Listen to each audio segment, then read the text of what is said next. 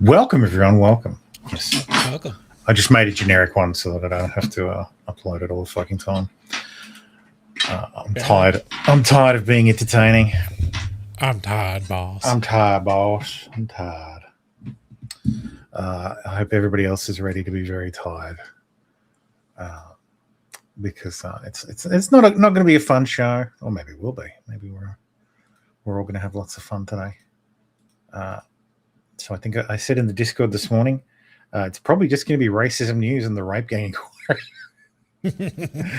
So, yeah, hold on to your butts. I tried, interestingly enough, to dump the inquiry report into Notebook LM, and I have gotten absolutely nowhere.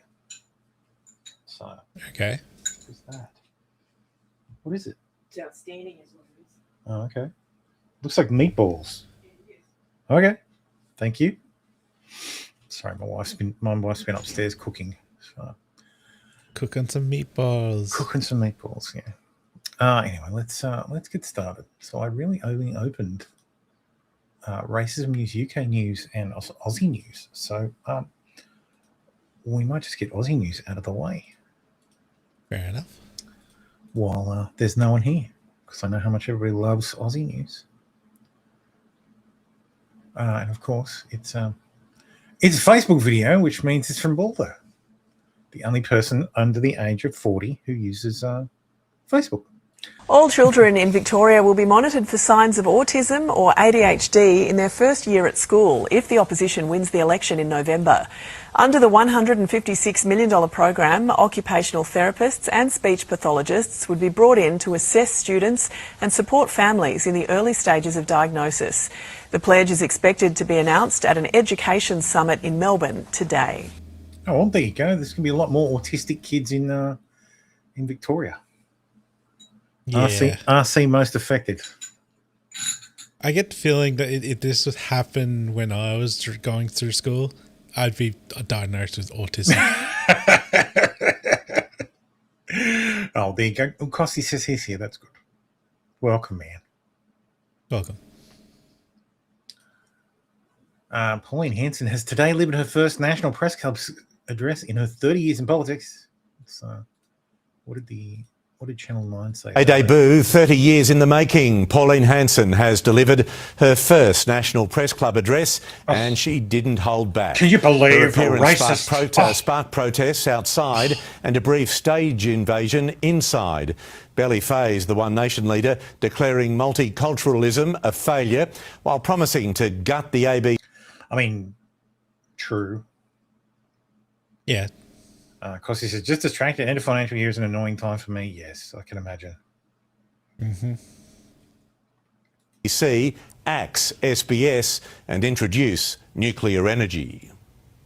The Press Club's marquee. But we've banned kids from watching porn, like from being able to access porn on the internet.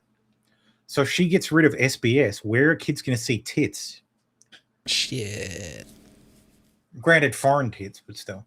Signing bumped by a banner. Pauline Hanson addressing the cost of living, interrupted by a sign behind her. It was planted by activist group Get Up, leaving security scrambling.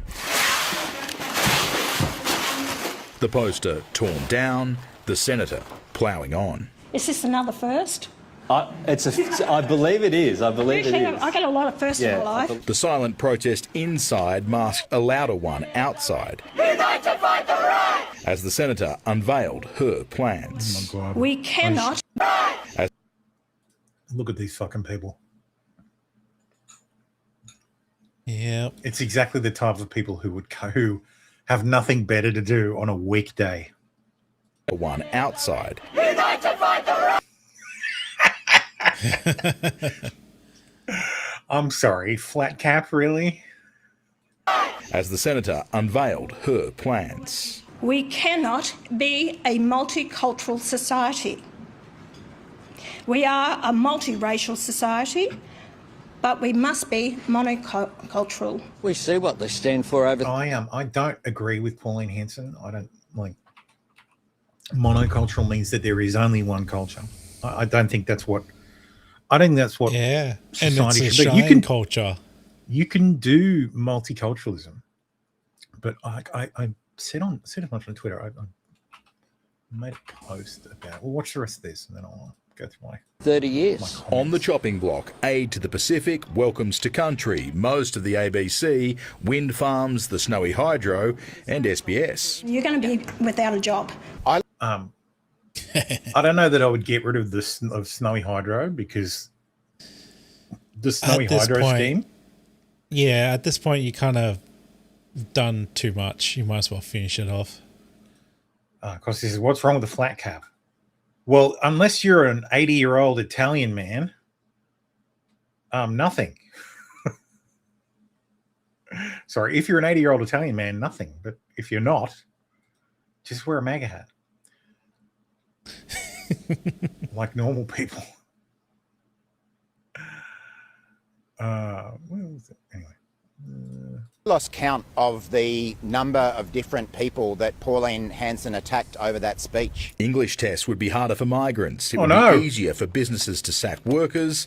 2 coal-fired power stations would be built, and Australia would embrace nuclear. Do you expect the government to have to tip in some money for nuclear power? If we can get private investment in it, we will look at that, but I'm not making that decision now. As the banner unfurled, Barnaby Joyce says it turns the whole thing into amateur hour.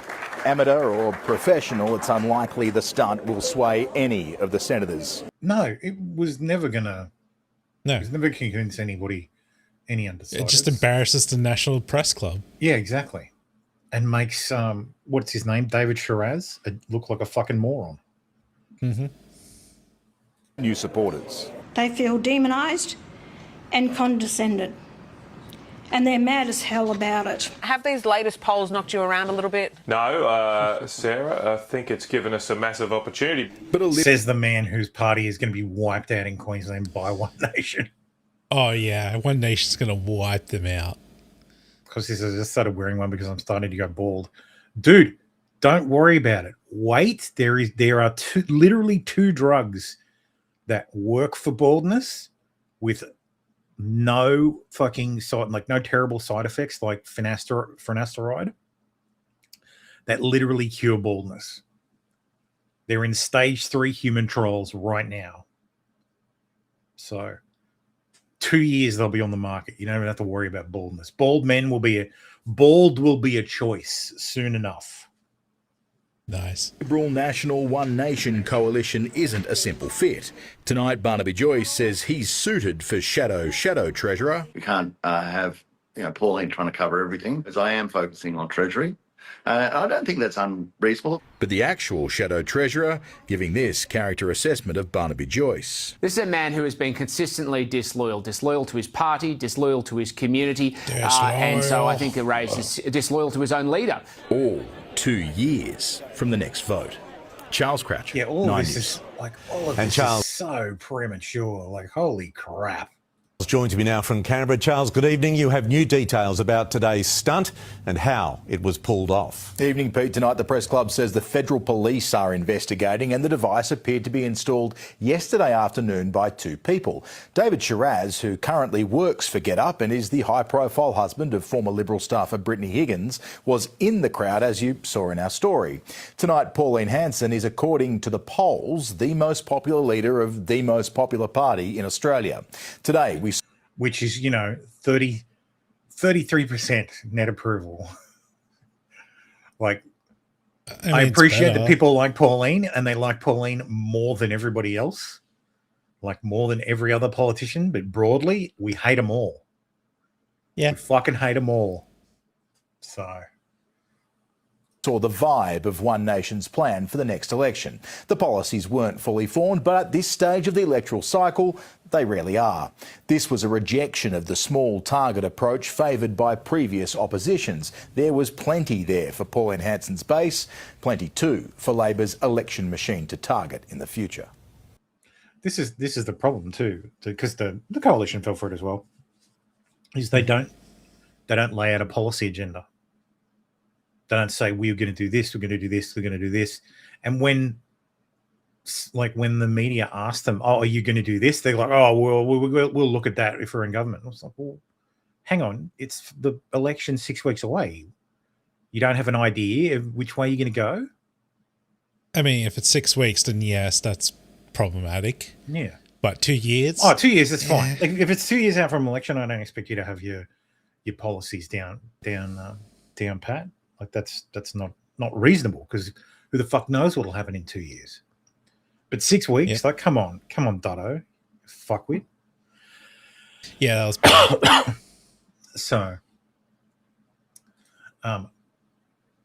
but yeah, after Pauline's speech, and she mentioned like monoculturalism was all that anybody fucking heard. So of course people ran immediately to the fucking pantry and started saying, "Oh, monocultural Australia." Pauline Hanson said she's going to make Australia monocultural, right? So I thought I'd better do a quick audit in the pantry and see what we could still eat. This kimchi's definitely going to have to go. Chinese sweet vinegar, no, that'll have to go. Dude, these people would think culture is food. Yes, that's all they think. He made another one that's just like recipe books, and it's like, bro, what the fuck are you talking about? Like, culture is not just about food, man. Even so, vinegar. We have the recipes, yeah. It's not food, it's just food. Shaoxing cooking wine, not monocultural. Thai dessert mixes, they're going. Indian tikka masala, definitely has to go. Tapioca, I remember my nana used to make that, so that could be okay, and it is white. But it's got oh, rolled oats. I'll put that on the okay pile. Madras curry powder with Arabic writing is a definite no-no. Like, look at his fucking shirt too. Like, it's just like, oh yeah. Laksa paste, that's got to go. Gutto peanut sauce, another no-no. Vegemite, we're probably still allowed to have that even though it is black. Australian currants. it's a black, remember, get it? Kewpie mayonnaise, that's Japanese, that's got to go. This has got brown sugar in it, which should be okay. However, it's in this Japanese anime tin. Imagine my shock. So that's Spy Family as well. That's not monocultural. Okay. Oh, baking powder, we'd be allowed to keep that. Yeah, because it's This white. is powdered milk, but it's in an African tin. That's not monocultural. Oh, it's Aha. got African writing on it. Oh my god. That should be okay. Oh no. We just won't let Pauline Hanson I don't want this go. guy as part of my monoculture. I don't want this guy as part of my multiculture. Aha, here's two things we can keep. White sugar and white flour. It's Australian too. So from my stock take, all of this has got to go, except we can keep white sugar, white flour, baking powder, the rolled oats. Yes, of course. And here's the other one. Pauline Hanson said she wants to make Australia monocultural again. Yesterday I went through our pantry and did an audit of what we'd be able to keep and what we'd have to get rid of. And today, Literal vegetarian cookbook down there. Of course. I thought I'd better go through our cookbooks. Luckily, I found this Margaret Fulton. That fucking kitchen is ugly as from sin, man. 1968. That is totally gonna be a gay couple. Boiled rice. Yeah. So I'll be allowed to keep that. But what else? Never mind that Margaret Fulton has like recipe books for fucking every style of cooking. Was she across the fucking Australian? planet? Yes. I'm pretty sure she might be British, but like she lived here. But are all of her recipes Australian? No, she's Australian. She's Scottish-born Australian food and cooking writer. So. Oh no, man, that's dicey. Yeah. Bro can't be using those recipes. Skull Speed Doll pointed out that people should remember Gregory here made false allegations of child abuse that sparked the Howard government's Northern Territory intervention. Greg Andrews was working as a senior advisor to Indigenous Affairs Minister Mal Brough in 2006 when he appeared as the star witness in an ABC Lateline story which falsely described him as, quote, an anonymous youth worker, but he likes working with the youth. Andrews, whose face was filmed in shadow and his voice digitized to hide his identity, appeared to weep openly on camera as he described how, in the mid-2000s, he reported incidents of sexual violence against women and children in Julu to police, but withdrew his statements after being threatened by powerful men in the community. It subsequently emerged the entire story was fiction. Andrews had never made a single report of violence against women or children to the police. Yes, noted liar. But yeah, so I said, why do they always look like this? When a culture is exposed to a society with a dominant primary culture, the primary culture will absorb and integrate the good things, the foods, the sports, etc. It's why our pantries are stocked with food from other cultures and Aussies care in the slightest about the World Cup. It's a delicate balance, however, and it requires discrimination around who and how many we invite to join us and how they live in the society. If they are insulated in ethnic enclaves, they will be isolated from the primary culture, fail to integrate, and you end up where we are now. Yeah, basically. I think I said something else about like the. Yes, this was the other thing I said. I said this monoculture versus multicultural thing is missing the point. Multiculturalism is fine in a society as long as there is a strong and dominant primary culture. The idea being the primary culture allows other cultures that are compatible to coexist alongside, and over time it adopts the good parts of the compatible cultures, improving the primary culture and subsuming the descendants of the smaller culture into the primary. This is what worked previously and what we should aim for again. Cultural relativism must be abandoned. We must accept that some cultures are objectively worse than ours and exclude them from society, and if necessary, send them to a society with a compatible dominant culture. And this is what Pauline actually means. Like, I just don't think she's able to elucidate it properly. Well, to be fair, monoculture is the primary culture, and if that's the dominant... Well, no, monoculture is a single culture. So the culture is uniform across the board. So multiculturalism is where you have multiple cultures side by side. Well, in that day and age, that's not a thing anymore outside of like the third world part. Well, in ethno states, it is a thing. Yeah. There's a monoculture, there's a monoculture but she's not calling in China. For ethno state. There's a monoculture in Japan. But yeah, Western multiculturalism can work, but you need a strong, singular, dominant culture, which means, yeah, sure, you can have Sikhs come into the country. You can even have Muslims come into the country from some places, as long as they're not like extremists. You need to be discerning, discriminating, as I said, in who you allow into your culture. That doesn't happen under multicultural, because that word's been tainted. Well, that's exactly it is. But yeah, I'm taking it back. Dominant primary culture, multiculturalism, or dominant primary multiculturalism. I'll come up with some fucking. She's trying to, technically, yes, we are multicultural, but that's word's been tainted to what it is now. Well, it's tainted to mean that there is no single culture at all. There is no dominant culture. But that's she's using monoculture. That's why it's not working. That's why it has failed. It's because everybody thought that, yes, you can bring in a million Indians and it'll all be fine. It'll all be fine.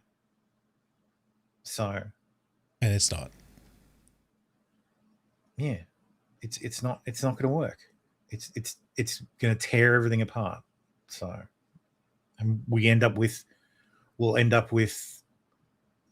fucking ethnic enclaves, which we already have. This is the problem. When we in Singapore, what they do is they don't allow ethnic enclaves. They break them up. You can't move your whole fucking society into a building.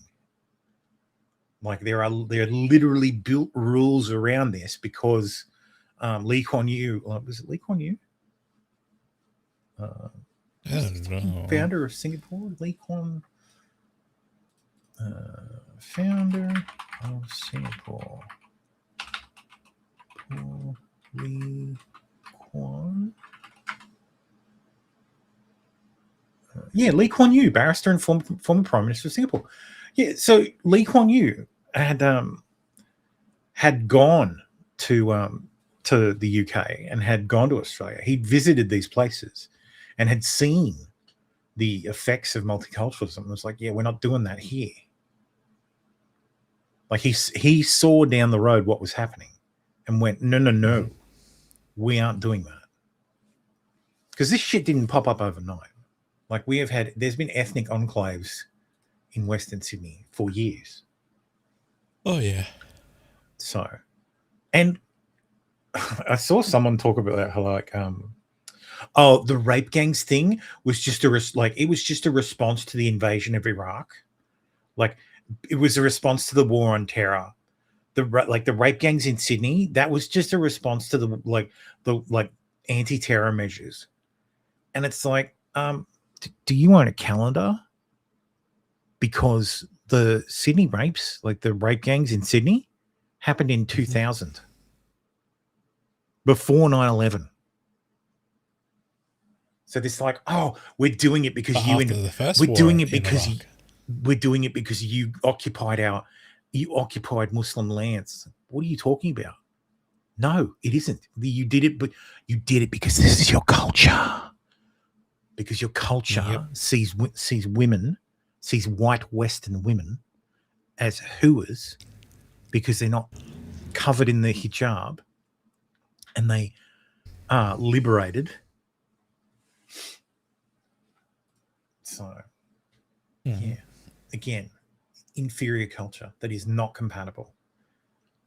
So I'm not saying you can't have people who observe that culture in a multicultural society, but you have to make sure that they aren't in enclaves. You have to make sure that they're scattered like fucking grass seeds on the lawn. And if there is ever a large patch, then you immediately mow it down to dirt. Sorry, I just tortured that metaphor. The National Press Club released a statement on Pauline's address today. The National Press Club can confirm that the incident to disrupt Senator Hanson's address was undertaken by third parties. No club personnel or club contractors had any involvement with this matter. I have real doubts about that. Yeah. We have referred the relevant footage and other evidence to the AFP for further investigation. The organisation Get Up is claiming credit for the stunt. The Get Up representative at the address was David Shiraz. At the time of writing, we understand that he is yet to be interviewed by the Australian Federal Police. David Shiraz is Brittany Higgins' husband. Anyway, tomorrow says the Arabic calendar has reverse days. No, it does not. It appears that two persons entered the club building yesterday afternoon without permission and installed a separate drop-down screen in front of our media wall / light box. It's evident that a further person present during the address activated a remote device to trigger the unfurling of the coiled banner. David Shiraz was seen filming the incident on his phone, and after the banner had lowered, it left abruptly. We understand that this is likely to form part of the AFP investigation. Investigation concluded the club will consider its legal options against the perpetrators, including recovering costs for the significant damage to the media wall / light box. I don't believe there was any significant damage. You can still claim it. Like drilling holes into the wall and all that shit. Assuming it was drilled in. I just think it's fucking stupid. Like, it's one of those own goal things. I'm like, what are you fucking doing? I hate Get Up like that. Or that entire organization is trash. It's this weird attempt to sort of have a left wing, sort of like I don't know. It's tough to explain. They're kind of like rabble rousers, but not in the fun way, like not in the chaser way. They try to do funny stuff, but it's not funny. In the gay way. Because I think the funny thing about this stunt was nobody was talking about policy stances. Everybody was just talking about the banner. This had the opposite effect of what. Yeah, that's exactly right. And I said as much on Wednesday. Like, this is like, you should have just let her do her thing and then criticize her policies on TV the next day. Like, but instead you needed to pull a stunt. I bet they got a lot of donations for it. Like, so they made some money from it, because that's what all this shit is. It's all about they need some money to recover from the money they put in the Farah election. It's all about donations. Yeah. Well, and the funny thing is, she did mention how much they spent on the Farah by-election. And I'm like, that says to me that you are quite possibly retarded, because if you're Get Up, you're a left-wing organization, you support left-wing causes, you are anti the Conservatives. Conservatives were going to win that seat. Labor Party didn't even stand a fucking candidate. Mm-hmm. Why the fuck is Get Up spending any money? Like, if I were a donor to Get Up, I would have some serious fucking questions about how they are spending my money. You fucking spent all this money on the Farah by-election for nothing, for something that was a foregone conclusion. Yep. Because it was either going to be One Nation, or it was going to be one of the independents. Independent. So you achieved nothing. You flushed money down the toilet. Then you pull this shit that, yeah, sure, it gets you publicity, but it doesn't hit your target, because nobody was even talking about the claim on the fucking poster. Yeah, no one talked about it. So they're just talking about the. It was just an epic fail, and now you look like a bunch of clowns, and people are throwing the federal police are investigating because she's a sitting fucking senator, and you planted a device next to her the day before she was to give a speech. Well, what if it was a bomb? What, pray tell, if it was no longer Get Up doing it, but Hezbollah? Mm-hmm. So, just and then the Natural Press Club's going to take civil action against them. Fucking clownery. Ronnie Salt says, "Oh my god, the high school level writing and lack of professionalism here is cringeworthy. Not only is it highly prejudicial to any potential legal proceedings and defamatory, it reads like a toxic 15-year-old wrote it." There's nothing defamatory in there. It literally just states things. States facts. Get Up. Where's the defamation, Ronnie? Where's the defamation? All it says is the facts. The organization claimed credit. The representative of that organization at the address was David Shiraz. He's yet to be interviewed by the AFP. Brief summary of what happened when they reviewed. He was seen filming the incident on his phone. After the banners were lowered, he left abruptly. Yep. Facts. All facts. Nothing. We understand that this is likely to form part of the AFP investigation. Again, they're just repeating what they've been told. Mm-hmm. Like, they know they won't print. Yeah, well, no, there's not going to be any fucking investigation. The AFP is going to leave this on their fucking desk. Oh, yeah, they're just going to sit on it. New polling's revealed it's women driving the surge of Pauline Hanson's One Nation. The party's attracting more support from the ladies than men for the first time. Research by Resolve Poll Monitor also shows the party's... Sonora says, no, Get Up's money was well spent in boosting One Nation. Look at the polls. So true. National Press Club security was likely told to look away. By the way, given that it was a stunt, how much was Higgins a stunt? And that's the other thing too. If I'm David Shiraz, I stay so far away from Australian politics that I don't even vote in elections anymore. He's just have you guys seen David Shiraz? Shiraz, he's just such a fucking weedy little guy. Look at this guy. Look at that plump little face. Even before he moved overseas and married Brittany Higgins, it's what the fuck? Like, Brittany Higgins used to be hot. So. But, like, why would you marry a guy who basically looks the same as your rapist? Like, seriously. Interesting. Okay. Yep. Like,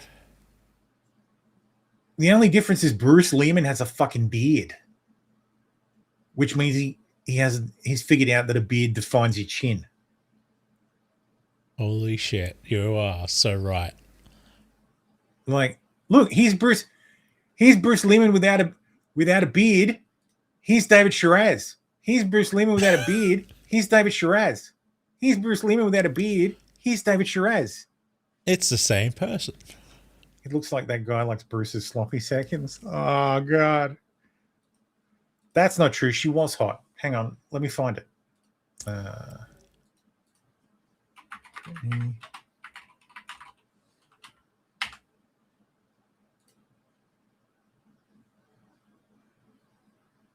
These ones. Back when she was graped, she was hot.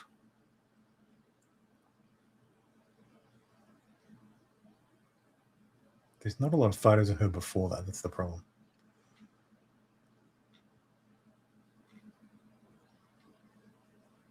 And then she started putting on the pounds. Yep. So.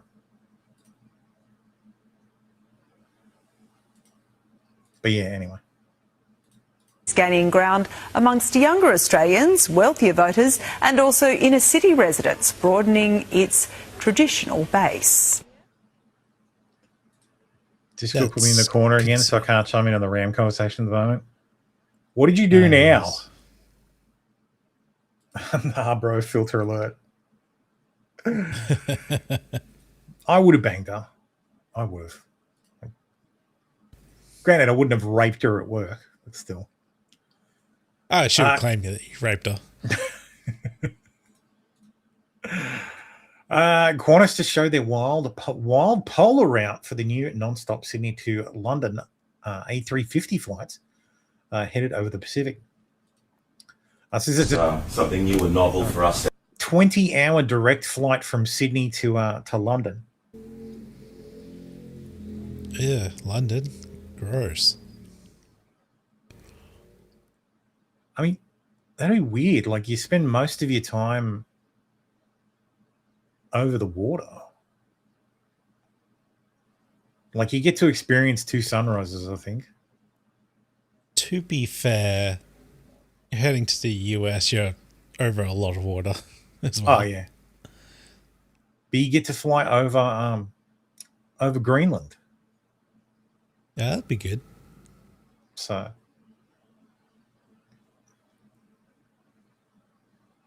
But yeah, that makes more sense. But yeah, you take off at night. You experience one sunrise on the way, and then you land for a second sunrise. That's why they're called sunrise flights.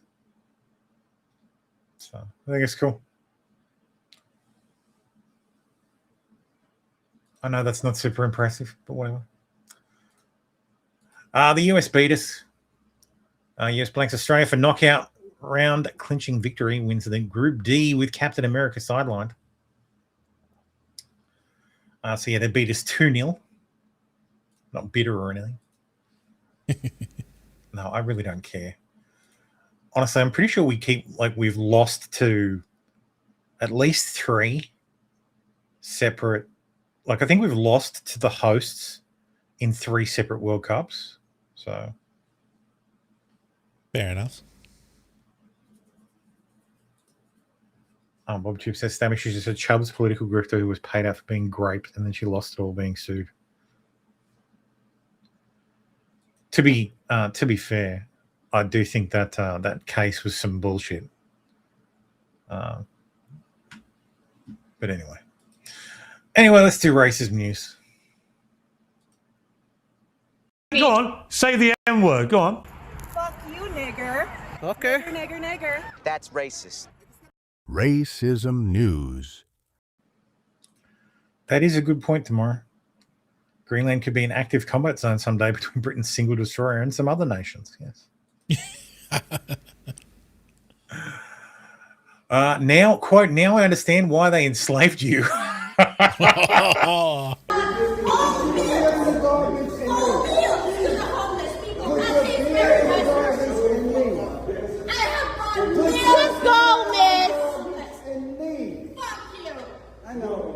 That's how she really feels.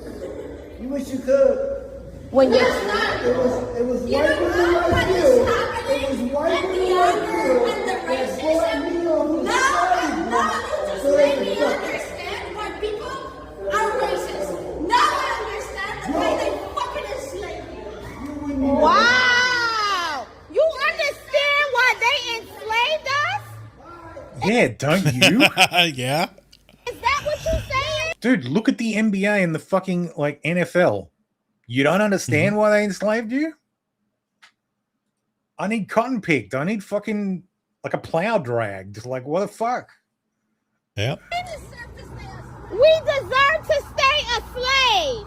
Agree. We deserve. Because what? Because we're black? We deserve to be slaves? I'm a monkey? I want to, yes, I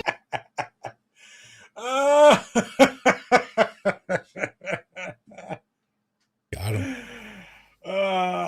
This guy says, if I was a black person, I'd be really alarmed at the incredibly rapid rate at which my people are burning through massive amounts of political and social goodwill. I really want you guys to understand that time is running out. And a lot of black people say that, but for real. Part of why the civil rights movement has been so successful, and part of why those who have come after in terms of our leadership have been able to maintain a presence, is that black people have always had a certain amount of moral currency that we have been using. And let me be the first to tell you, that's used up. Fucking card declined, bitch. Yep. White America has been watching us act like fools for a long enough time where any sympathy they may have had to our plight is completely gone. You're approaching a country that, forget hating black people or not hating black people, they just don't care. You can be talking about affirmative action, they can be like, I don't care. It literally is of no importance to me. I don't care about slavery. I don't care about segregation. I don't care about you. I don't care how many of you all go to jail. I don't care at all, because I'm broke. You can't be the proud, noble fighter when every single time someone sees a person that looks like you on television, they're acting like a damn fool. How would they know? How would they know you're not a damn fool? They're going to talk to you? Yeah, right.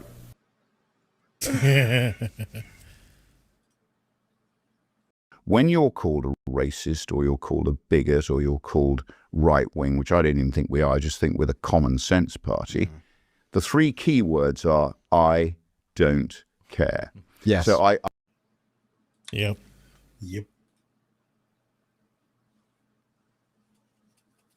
I mean, he's not, like, this guy's not wrong. Like, that's what the whole fucking that's like a decade old black fatigue is about. Like, this could have been this could have been this week. And like if not for the fucking grainy footage and 4:3 aspect ratio, this could have been this week. Samuel Davis, 17, tried to buy tobacco in San Antonio, Texas, and was denied by the store clerk because he wasn't 18 and therefore legally prohibited from buying it. Mr. Davis then stabbed the 25-year-old store clerk multiple times until the clerk died, choking to death on his own blood because he wouldn't sell him tobacco. Mr. Davis was then arrested and his bond has been set at $500,000.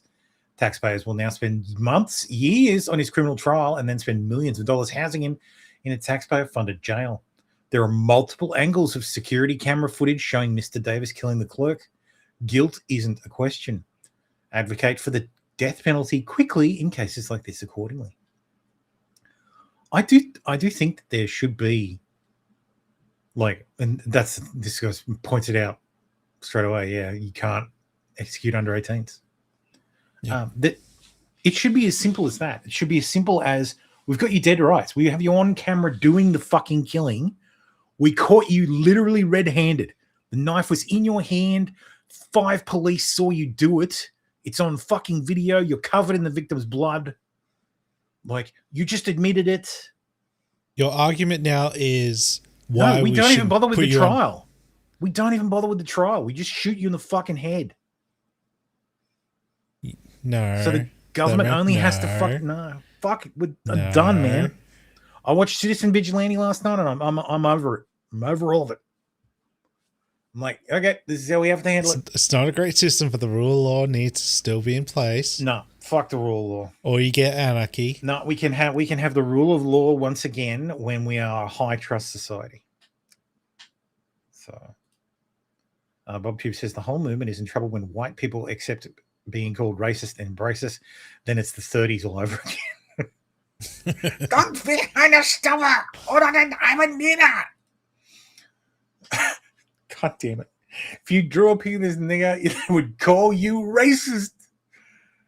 Carmelo Anthony supporter, I don't give a fuck about white lives. Fuck that cracker. We smoked that Austin Pack pussy. And right off the bat, man, free Carmelo. Straight up.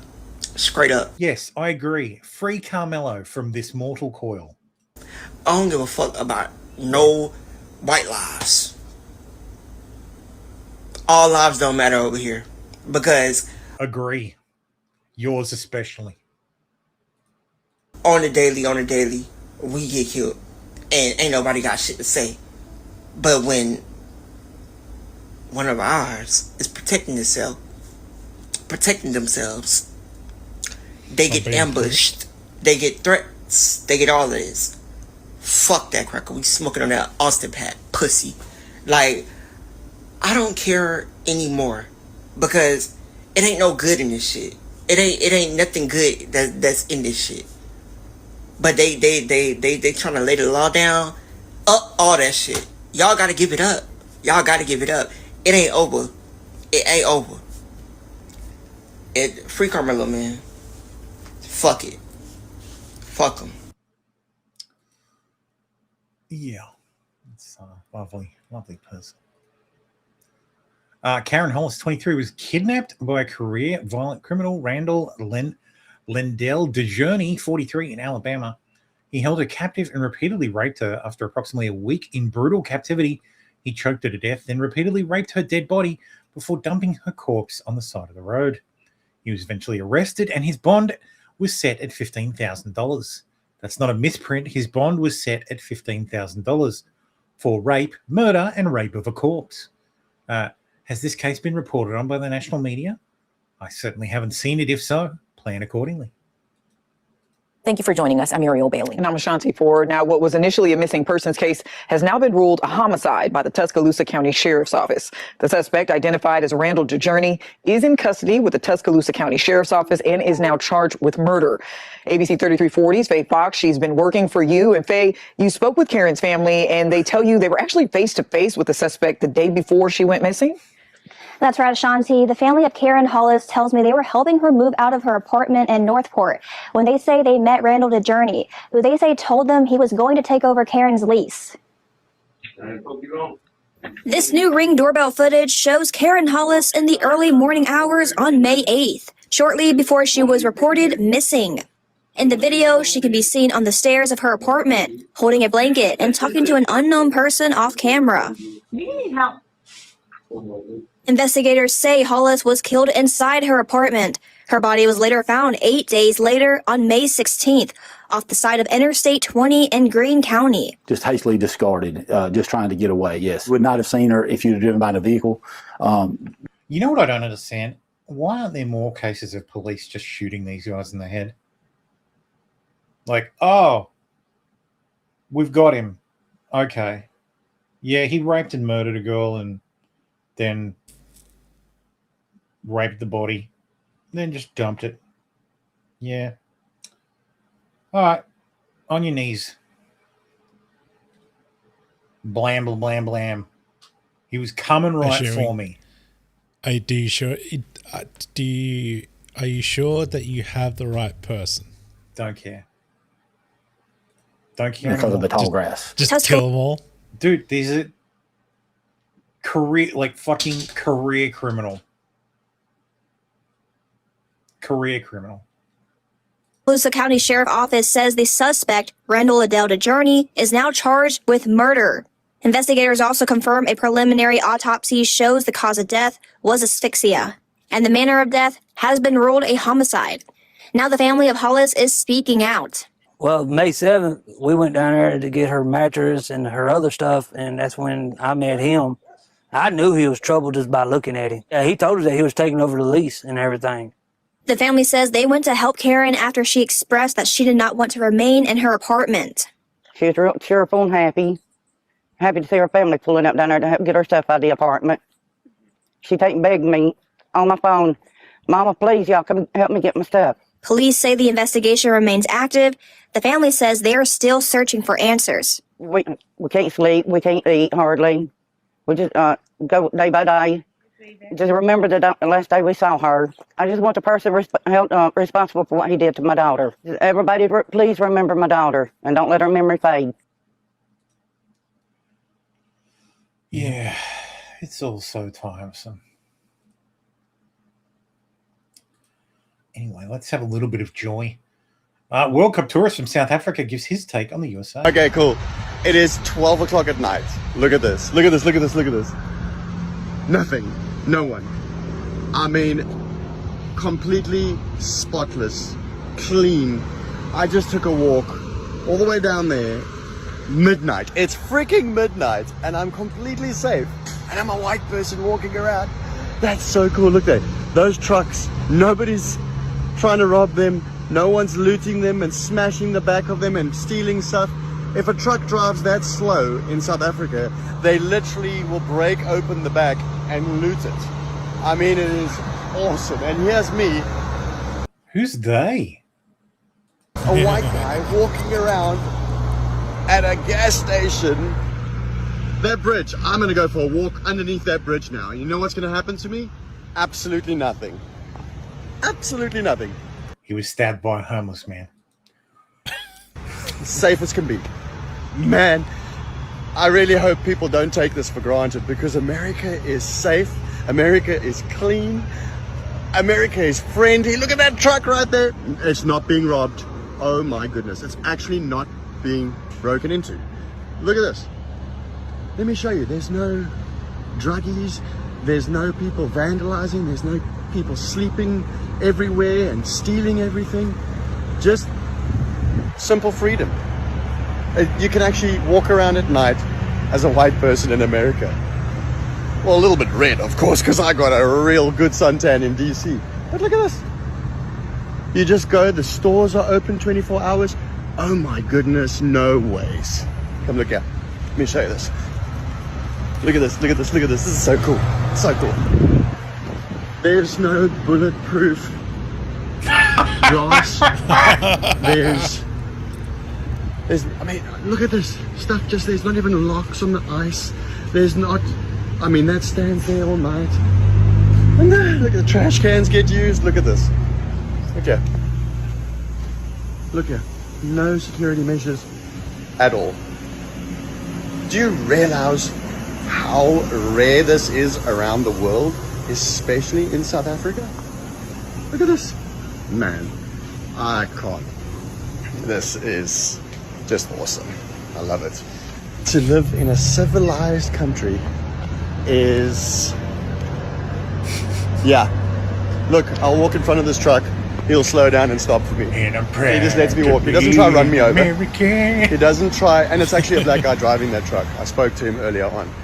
He didn't try to run me over. In South Africa, they would literally speed up to try run you over. So this is, I mean, he has teenagers at midnight just having a good conversation with each other. Man, this is such an awesome place. God bless him, man.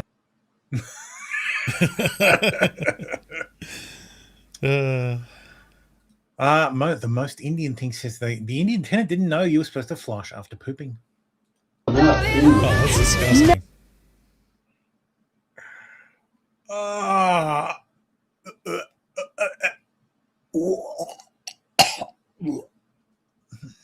God.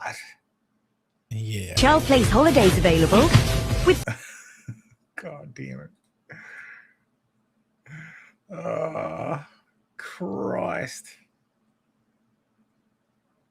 Dude, really be doing this without a hazmat? Yeah, that's not a good choice. Yep.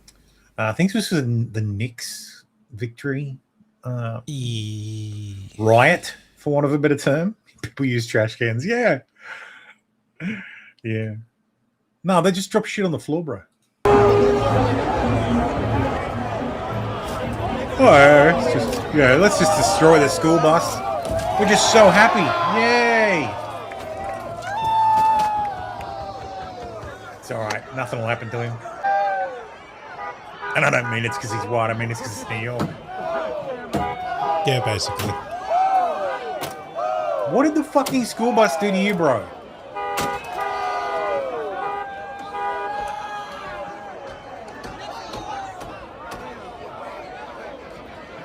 Oh, some genius thought it was a good idea to use the school buses to move people out of the city. In theory, yes.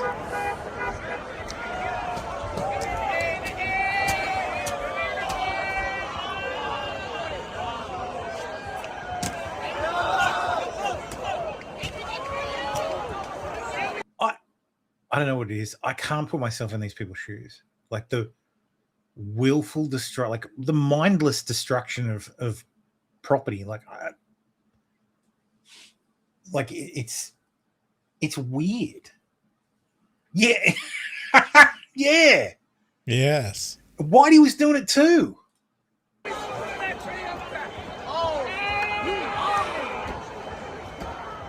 haven't lived until you've worked on the roof of a school bus. On a burning school bus. Obviously.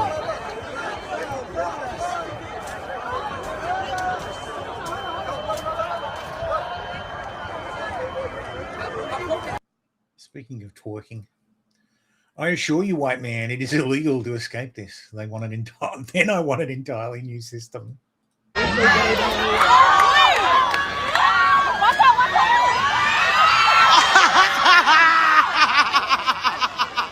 I'm not saying anything about natural state.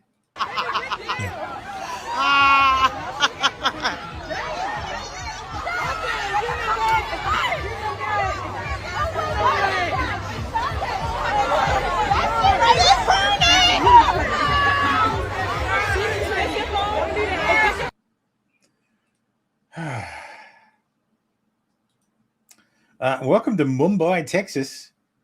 Frisco, Texas. Victorious mayoral candidate Mark Hill attends a Hindu service today where he took the blessings of Lord Narasimha. Frisco has been flooded with H-1B visa workers raising concerns about demographic collapse. So there's the new mayor there, celebrating among his constituents. Yep. Looks very uncomfortable. Of course. A brave white man stops two nuclear engineers from cutting in line at the water park, standing as the only barrier between civilization and chaos. Hold the line. Excuse me. Your cousin that didn't wait in line either. Stop it. You're touching me. Excuse me. Excuse me. I need help. Oh, dude. You're pushing me. Yeah, because this ain't safe to be. Your friend jumped in front of everybody. Okay, so we're just talking to you. The guy right there just pointing at you. Yeah? You got your friend? I didn't touch you. You touched me. It isn't a public place. This isn't public. Do you know what you're talking about? What bird do you have, buddy? He's got this. If he has other flags, you touch it. And everybody else here knows. I'm good. You're good. You're not a minor. He's also, he didn't wait in line. No. Okay. I'm not going to touch you. Y'all just. I'm not touching your friend. I was about to say, come on, y'all doing. It's kids right here. Just let them pass. If they have a fast pass, just let them go. I'm just not going to my cousin. It's not that serious. It's that serious. Just stand right there. Yeah, just. Y'all better come to these kids. My baby is, bro. If y'all got a fast pass, just let them go. Yeah, just. I'm about to say, just go down and just go up these steps. It's a fast pass line. We have a whole fast pass. How you want to tell him that this family member served you? He's just harassing for no reason. Does that guy have a fucking does that white guy have a tramp stamp? Yeah, y'all stay right there. That's fucking embarrassing. Line cutting his reparations. Jesus fucking Christ. Oh, I don't know if I've got it in the show, but the what is it? The African nations have been like approved. African and Caribbean nations have been approved like to seek reparations from like Europe and the United States. So my thinking is that's fine. You can have reparations in the form of Mark 82s, one at a time. Yeah. Deployed from B-52s.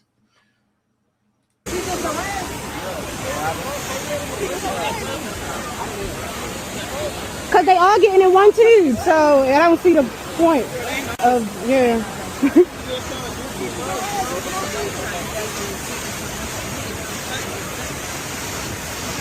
Honestly, this is 3 minutes in line wait, longer than I would ever fucking wait for a fucking slide. Jesus Christ. Yeah, it's not that. There's no way it would be that good. Plus, all those fucking stairs, no way. Stairs are Thermo's kryptonite. Is it because you got bad knees? I have very bad knees, especially this weekend. I don't know why. My knees are just fucking like, they were fine on Friday. We went shopping yesterday, and while I was out shopping, like one of my knees popped, and I'm like, what the fuck was that? And now they've both been hurting for the remainder of the weekend. So it was a very uncomfortable sleep last night. But yes, irrespective of that, I'm like a Dalek. I'm like a Dalek. The stairs are my mortal enemy. It's hot.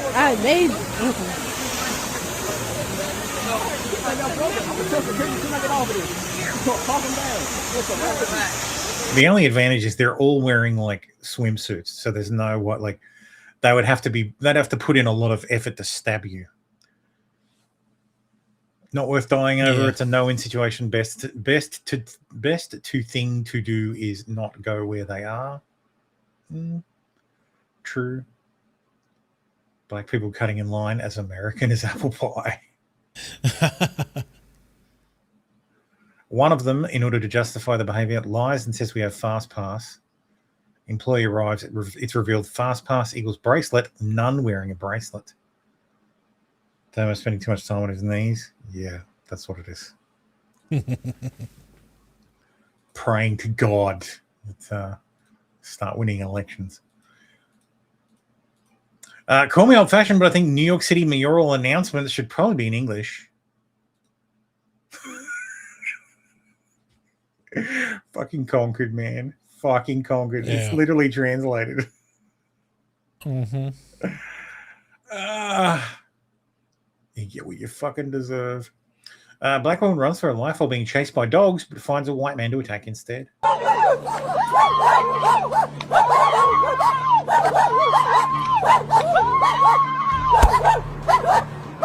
What the fuck?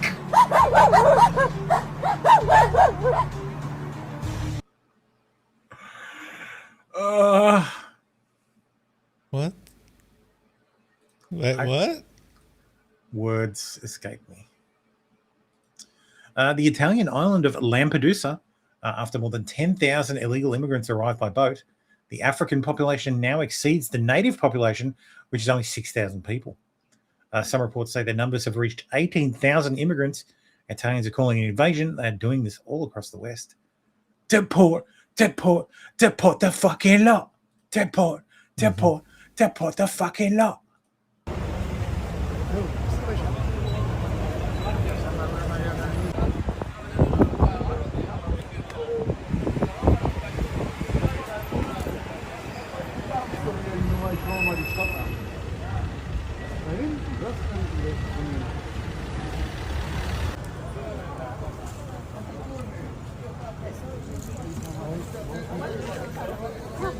Say hello to the new Italians.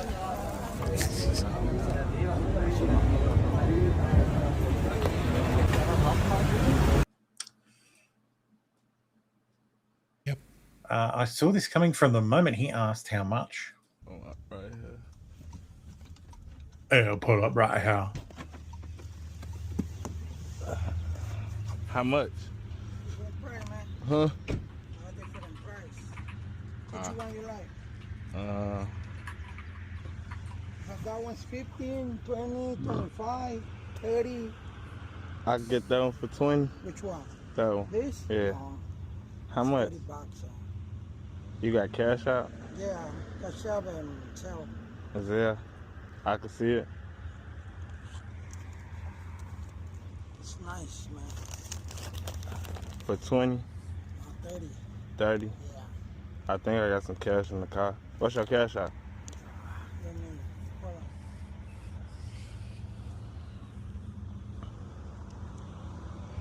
I mean, he's going to rob him, of course. I think I got cash in the car. What's your cash out?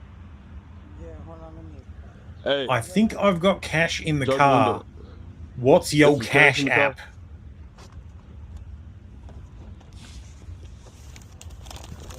Come on, man. Pull up.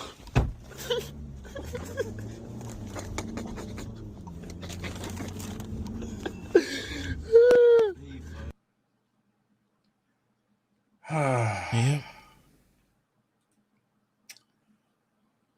The European Parliament has just voted in favour of the return directive, which will make it easier to start mass deporting illegal immigrants. Chance of send them back echoed in the chamber after 418 MEPs voted in favour, while 218 were against. Once passed by the council, the new regulation will establish a common, more efficient system for deporting illegal migrants, boosting the current very low deportation rates of around 20% of those who have had their asylum application denied and issued a deportation order. It'll introduce mandatory cooperation with obligations and penalties. Individuals subject to return must actively cooperate or they go to jail. Extended deadline periods. Deadlines can last up to 30 months to prepare a deportation. Mutual recognition of decisions across the EU. So if Spain decides that you're going home, they won't. Let me think of it better. If Poland decides that you're going home, then all the other members of the EU have to deport you as well. Because what was happening is people were getting deportation decisions from one country, hopping across a border, and then applying for asylum there. Yeah.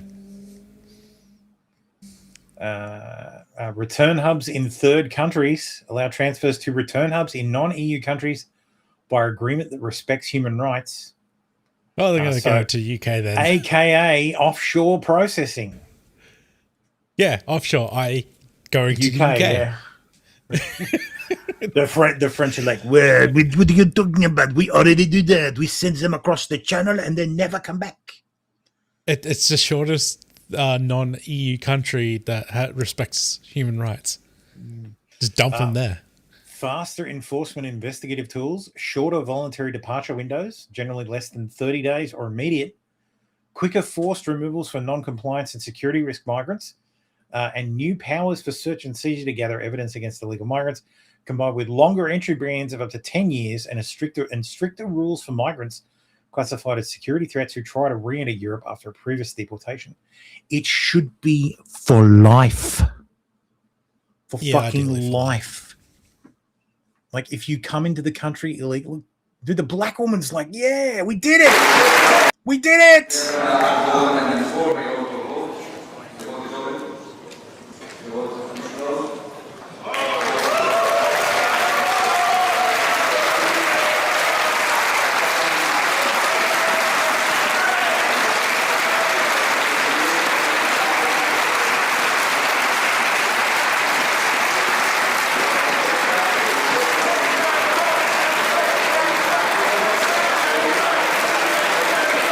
Listen in the background.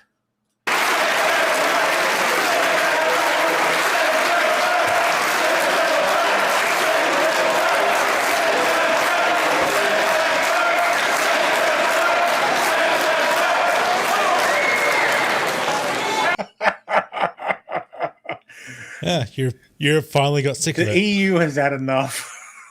Yep. European population of Europe in 2100 if net zero immigration is achieved. Net zero. That's the real target. That's the real net zero. Mm-hmm. The UK would be at 48 million. How many? UK population. While the UK's population is 69.9 million right now. What about France? France population. 69 million as well.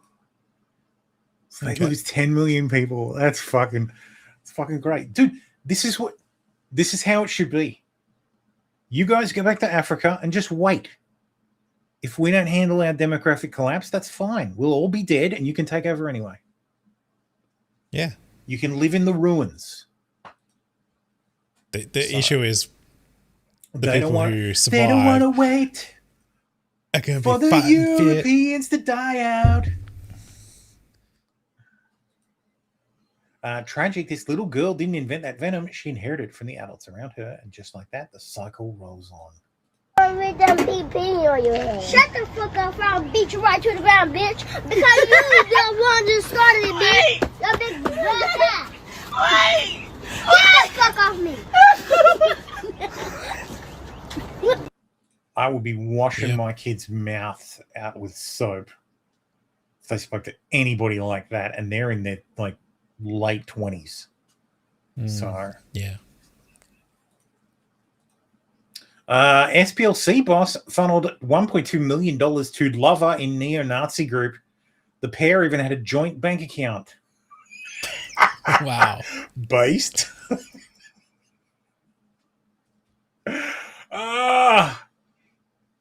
Well, since they aren't enough actual crudely far-right caricatures out there, I guess they resorted to propping up the few. Yeah. Oh, Jesus fucking Christ. Speaking of SPLC, a burning cross in a Chicago park shocks residents, and it has police searching for who did it. Oh my God. Like, wow, like someone's burning a cross? That's just so much fucking racism. I hope they find the horrible, disgusting white supremacists who... Oh, wait, what? I don't want to wait until he may or may not get impeached. I want him gone right now. On that video, are you threatening him? No. You say that you think that he should be brought to an end. I said he deserves to stand trial to the American people. Some paraphrase, I guess. But I think you use the word end. That's what I mean by end. I mean by end, I don't mean like a civil war.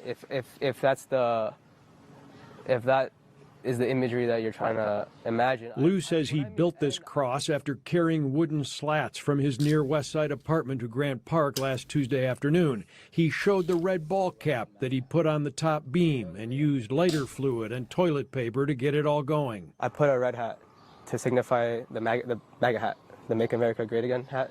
So that was... Yeah, that's what I tied on top. But that's not visible in the one video that was taken by a motorist. Lou says he was protesting what he calls MAGA Christian nationalist supporters and the Trump administration ruling class. He's just scamming people. We're just scamming out of money, right? And I think that's a great reflection of how this country works right now. Deport the fucking lot. I just think it's hilarious that the white supremacists that sets fire to a burning to a fucking cross in a park in Chicago is an Asian guy. A member of the modern day. He wasn't protesting; he was framing a group he dislikes for a crime. Yeah, that's exactly right. You wouldn't hear shit. Yeah, basically, he just got caught on camera. I called it. This was not a white person. Yeah, because. The only person stupid enough to do that would be like an actual fucking Nazi. And I'm convinced most of those guys are actually feds. Or retarded. Or paid by SPLC. Or paid by the SPLC, yeah. 5 women were taken to hospital after a car drove by and launched acid on them in Jersey City. The 5 women were standing outside a building when a group drove by in a car and threw what police suspect to be sulfuric acid on them. Police said they believe women were targeted after an incident earlier involving a large group of people, but the investigation is ongoing. All 5 victims were transported to hospital in non-life-threatening condition and treated for skin burns and peeling. Interesting. Any word on the perpetrators of this? I don't care. It's going to fix it.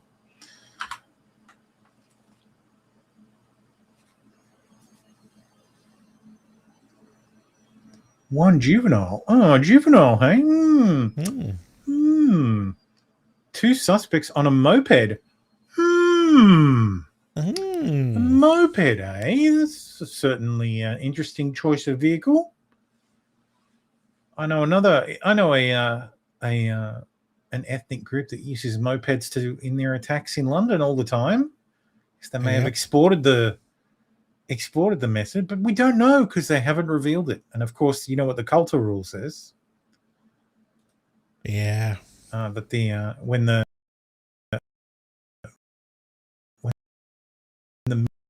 media doesn't reveal the identity of the identity of the person who's committed the heinous act. Yep. Marcus McGowan was taken to the hospital because his girlfriend was there in labor. He approached a new mother holding her baby, grabbed the baby and put his hands around its throat. Nurses intervened and rescued the baby. Shortly after, he got into the locked nursery, strangled a different baby with both hands, shook her, and the baby was turning blue when he yelled for her to die. He almost threw her to the ground by the time the nurses were able to get the baby away from him. This happened in 2022. He was arrested and charged with 2 counts of attempted capital murder. There is yet to be a trial. 4 years later and no justice. He's been in jail since October of 2022. His attorneys are trying to plead insanity.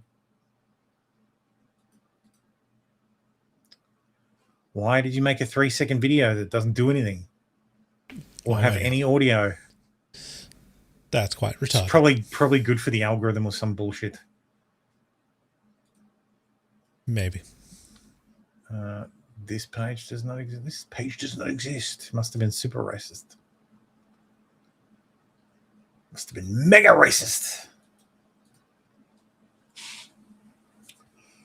Woman reveals she bought a new Chevy with a $20,000 down payment and $1,183 monthly payment for 285 months. Sorry, 285 months. I don't think that's true. How much did you put down? 20 bands. 20 bands. How much are you paying per month? $1,183. How long are you financing for? 285 months. Yes, sir, Miss Min. That Jesus doesn't make fucking sense Christ. at all. That would be like $300,000 for that car. Yeah, that doesn't make sense at all. You would already been paid. Well, the thing is, the way Americans structure the repayments is like, well, I guess they structure it the same as a home loan. Like it includes the interest. Okay. Like in the repayment. So it's like, oh yeah, by paying the principal plus interest, you'll have to repay it in 285 months. But it's not the principal plus the total amount of interest. So like, I don't know how they structure this shit. I don't know. I've never financed a car, like ever, and I never will. Because that's just fucking insane. Why oh, it's a secured loan. Oh, secured by what? Oh, the car. But cars depreciate the moment they roll off the lot. So how is it secured? By the car? Don't think so. No. I don't think so. Something's off. I said, hold on. Wait a minute. Something ain't right. Indian national Mir Patel. Why is an Indian national working in a fucking anything? 23 of Murfreesboro, Tennessee, stole $1 million scratch-off lottery ticket from a customer at a Shell station on Greenland Drive. The Antioch dad bought 2 winners, $1 million and $40. Patel paid him only for the 40, trashed the big one, dug it out on camera after the customer was gone, and then tried to claim it. Then tried claiming the jackpot. It was all caught on camera. Yeah, this. Why is an Indian national working at a gas station? And after trying to steal from an American citizen, has his immigration status been investigated? Investigated? Get the fuck out. Yeah, kick him out. Because his family owns it. Really, you don't know that most gas station convenience stores were owned by Indians and Pakistanis? Is this how they're fucking getting their families into the country? They buy a fucking petrol, buy a gas station, and then get an H-1B for the gas station. Yeah, that'd probably work. Yeah, the gas station almost certainly owned by a relative who bought him and a bunch of others here because there were just no skilled gas station clerks available in the US. That entire fucking system is so goddamn broken. Yeah. A new TikTok trend, a vile, disgusting new TikTok trend called the Austin Bop has exploded among young black Carmelo Anthony supporters. They gleefully dance with and without knives while making repeated thrusting and stabbing motions towards the chest in a brazen mockery of the teenage boy's brutal murder. I endorse this wholeheartedly. Every black person who thinks that Carmelo Anthony is innocent, a poor innocent baby angel Aladdin, and that Austin Metcalf had it coming, should definitely run to their kitchen, get the biggest fucking knife out they can find, and then dance with it while thrusting it towards their chest. I think that is a great idea that every one of those people should do, and it should be highly encouraged. Austin Bob, knife had blood on the tip when he dropped. How the fuck you gonna stop me? Shit niggas going out back Marlo out the box. I sound when he died. The fuck with this floor, but I got side. Nigga text my phone, talk about he don't like my shit. He got stabbed behind knife. And may God deliver the knife to their heart. This isn't edgy content. This is straight up demonic celebration of violence. Guess what? Yes. That's what fucking rap is. That's what fucking what is it? Drill rap is. It's all celebrating violence. I learned my lesson. Austin Bob, knife had blood on. Yeah. Yep. Tip-port, the fucking law. Messiah Justice Bottoms approached 2 people in Salt Lake City, Utah yesterday and randomly punches one of them. Eventually he leaves after being confronted with an armed victim. This is yet another example of a gun being used for self-defense without anyone firing it. Mr. Bottoms has been arrested at least 16 times, including a string of random violent street attacks in 2021 that only ended because he was eventually stabbed. He eventually stabbed a guy multiple times, and police finally responded and put him in cuffs. Of course, not long after, he is out on the streets of America committing more violent crimes.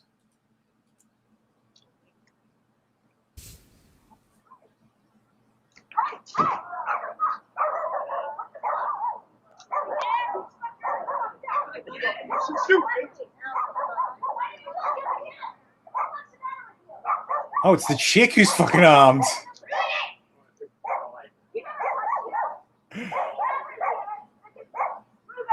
It's barely even concealed. She didn't even have to pull.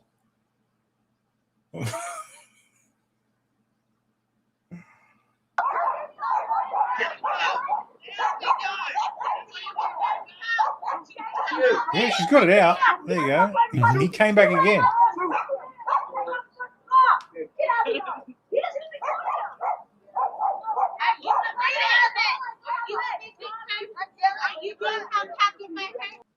Yeah, definitely black woman come up and give the white woman with a gun attitude. Yeah. About drawing the gun on a black man. How dare you? How dare you? How dare you defend yourself? Oh God. Maya Johnson says with Palestine and LGBTQ flag says just got my IQ results back. 87th percentile. All the late nights reading and building different top 87% of the population stay mad. I get the feeling this is bait comment. I think it's bait too, but it's funny bait. Yeah. Your IQ score, 83, 87th percentile out of 1,000 people, approximately 875 would score higher than you. Jesus fucking Christ.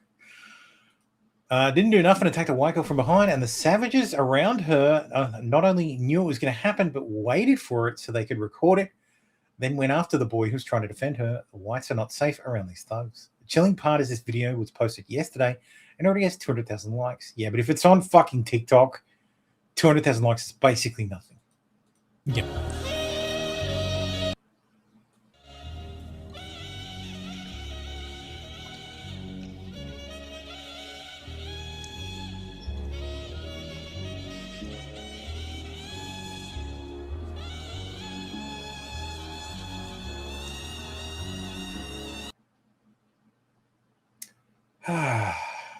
Mm-hmm.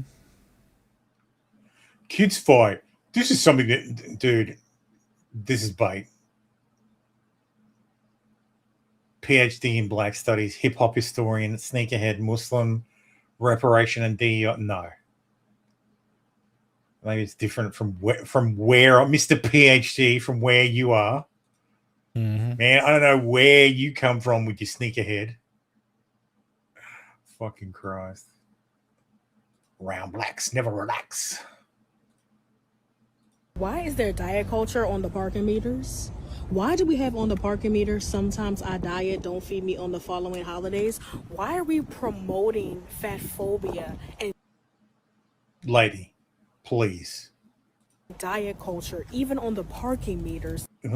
You need You some don't even diet. You need feed the some parking diet meters. culture. Yeah. Obesity kills, but some just don't get it. Check out those digits. Yeah. Goddamn. Oh, goddamn. Oh, God damn it, Paige. Why don't you just fucking load? Black woman breaks down why black people need racism to prevent themselves from taking accountability. Black people can't take responsibility for our own actions and decisions because that means no more free handout. That means no more bullying people into validate something that they're not seeing from us. That means no more blaming white people for the reason as to why your shit is not together. Black people run from accountability as if you done sucked a whole bunch of dogs behind us. You tell a black person, oh, well, we need to fix this in our community. Then it goes into, oh, but that's not all black people though. That's common fucking sense. Y'all keep trying to hide y'all piss poor decisions and poor behavior behind black people who's actually trying to uphold the black community. The issue is y'all are some Susie choosy ass black people. Y'all pick and choose when you stand for individualism and when you stand for community. When it comes to taking some accountability, all of a sudden, oh, but it's not all black people. No, we know it's not all black people because it ain't me, but it's most definitely you. So can you take accountability? No. Another based black woman. Yep. Young black kid savagely attacks his older helpless grandmother, a future felon for sure.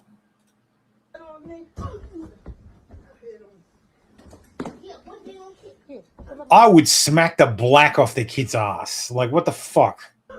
Mm-hmm.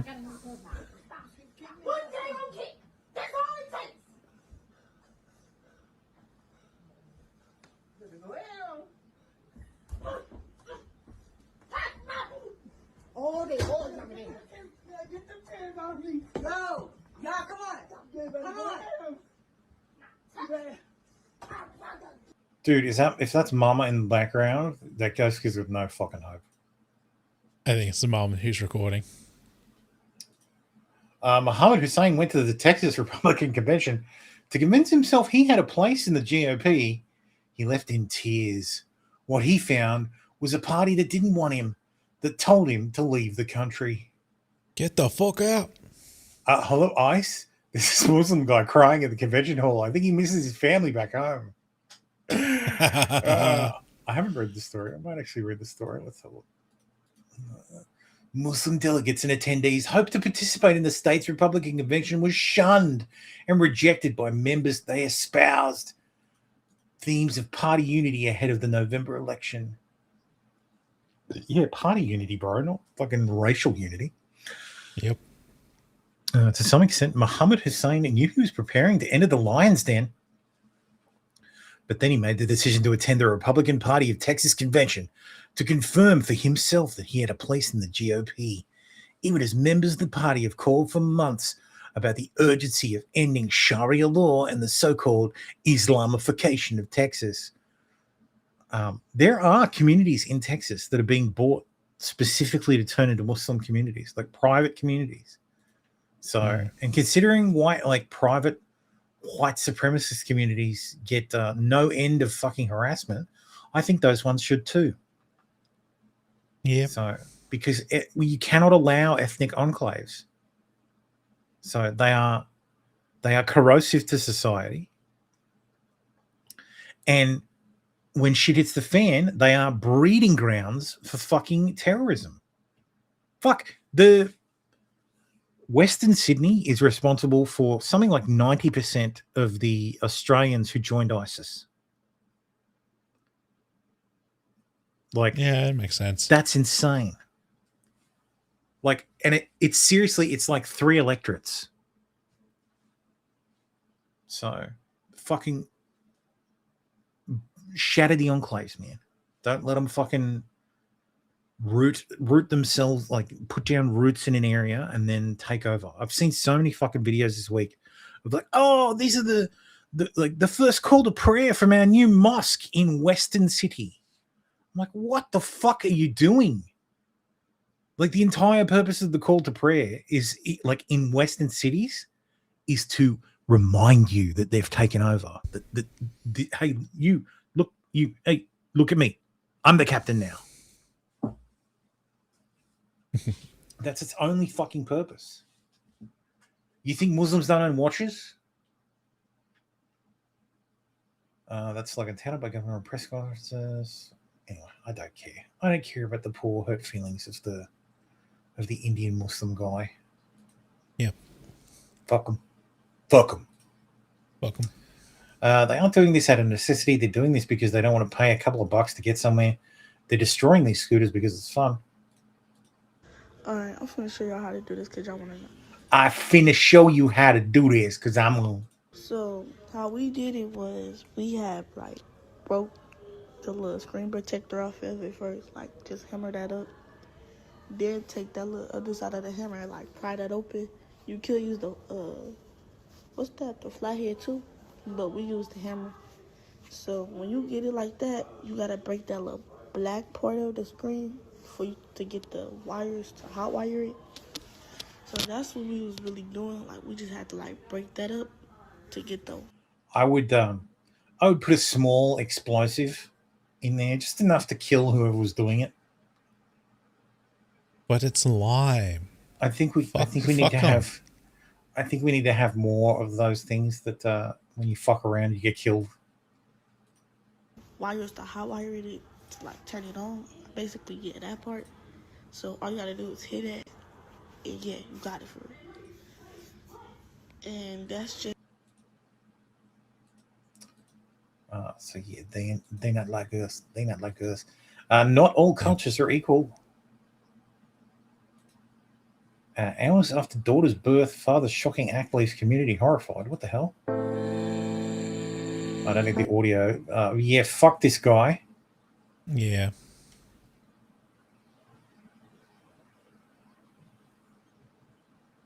Oh, good. He missed. Phew, thank God. Like, dude, if it's a doll, that's fine, but fuck me. What the fuck, man?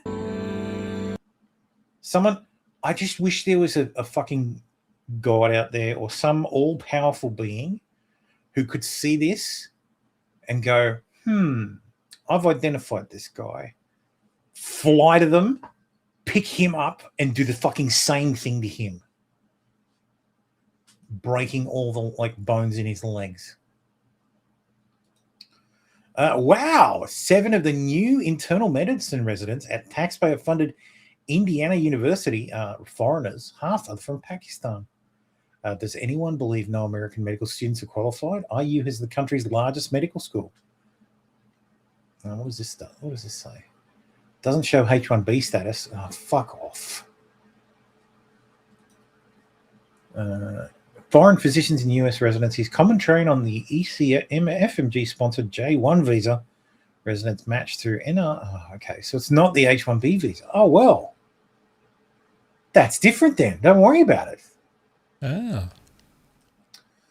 Paylocity and HR and payroll software is reportedly sending automated messages to companies who use their software, asking them to approve a, quote, Juneteenth celebration email. My source tells me that when you hit decline, it forces you to list a reason why. I'm told these messages were never sent for other holidays. Why is Paylocity pushing Juneteenth on its users? Juneteenth is a bullshit holiday. But it's about blacks, so that's why they're doing it. Yep. Apparently, Indians are abusing the skilled worker visa scheme in New Zealand. So advertisement for an area manager role with the requirements being a minimum of 5 years of relevant work or a bachelor's degree or higher. Advertised pay rate, $23.95 an hour. So for our American viewers, the New Zealand dollar is worth about $1.10 of the Australian dollar. Sorry, $1 Australian dollar is worth about $1.10 New Zealand dollars. So this is even less than our. That'd be about $21 an hour.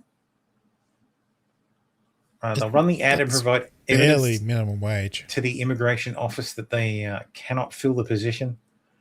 Then they get the all clear to import someone from India under skilled worker visa who probably pays upward of $10,000 for the position, which is well worth the money when you consider they can only earn cents per hour back home.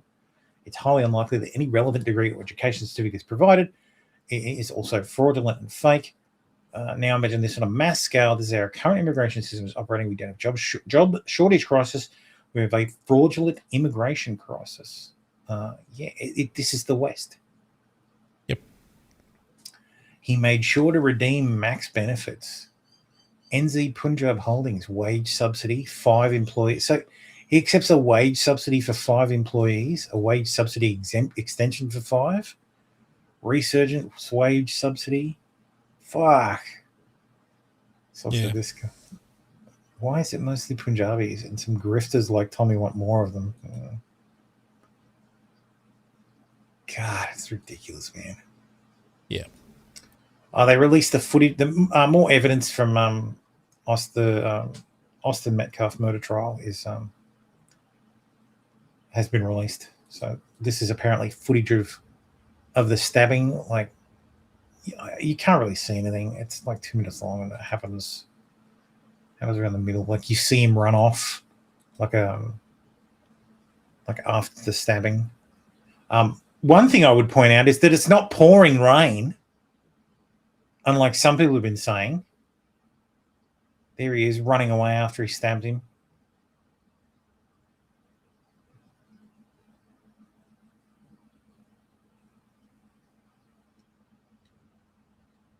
I hope the green light is successful. But yeah, I remember people saying, "Oh, he was just trying to get out of the rain. That's why he went out of the tent. He was going to freeze to death." Like the poor black boy, they kept him out. They wanted him out there embarrassed and wet. It's like, bro, it's not fucking raining. It's a fucking sunny day. Plus, it's not his team's tent. Yeah. They don't understand rules. It's not their fault. A new paper in Evolutionary Human Sciences examines race memes on X, but doesn't reproduce the original memes, so the readers don't have to be exposed to racism when reading a paper about racism. Here are the ethically modified memes. I'm sorry, text removed, but we need him for the football team. White people be like, they've fixed it by making South America and Asia white people.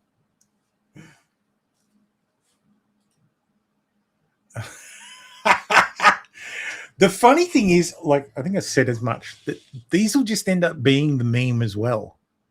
These will end up being co-opted, because a meme is about signaling that you're in an in-group and you get the joke. And this will be the joke. Like, this is clear. Early flight, earth indwelling, moon landing, earth indwelling, digital innovation, earth and dwelling, social unrest, earth and dwelling, earth and dwelling, earth and dwelling. Not just skin color. It's like, oh yeah, I get it. Like these are going to be used as the actual racist memes now. Yep. Here are the original memes. I'm sorry your daughter was raped by a retarded cannibal, but we need him for the football team. White people be like, gotta help minorities. Look into the future. And that one, yes. I thought it was very, very funny. But yeah, these will become the actual memes. The fourth, this is interesting too. Alas, for the Academy has become its own simulacra. So stage one, initially the sign, image or representation is a reflection of basic reality. Grooming gang review kept secret. Stage two, the sign masks a basic reality. The image becomes a distortion of the reality.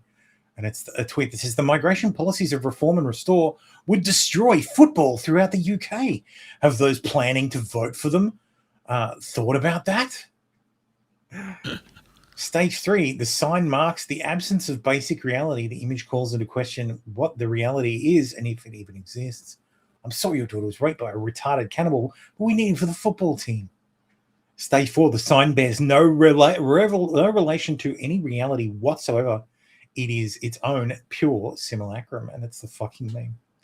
Fantastic. Like, just brilliant. So, you know, it's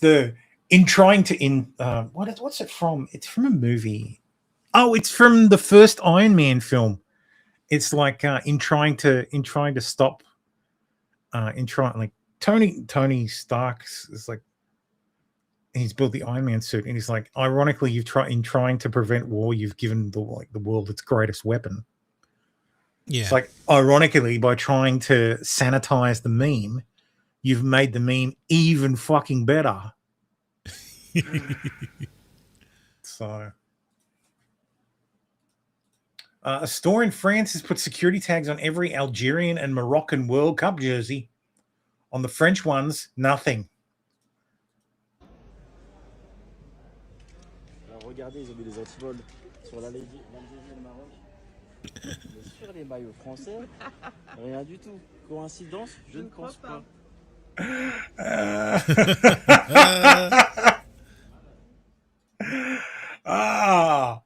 Can you say profiling in French? This might be the video that precipitates the military coup that launches Japan back into the pre-1945 timeline and causes the death of tens of millions across Asia. An Indian tourist in Japan was spotted eating hot ramen with his bare hands.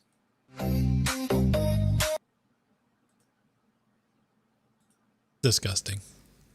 Just terrible. It's a fucking note. This clip is from a March 2019 Douyin post. Okay.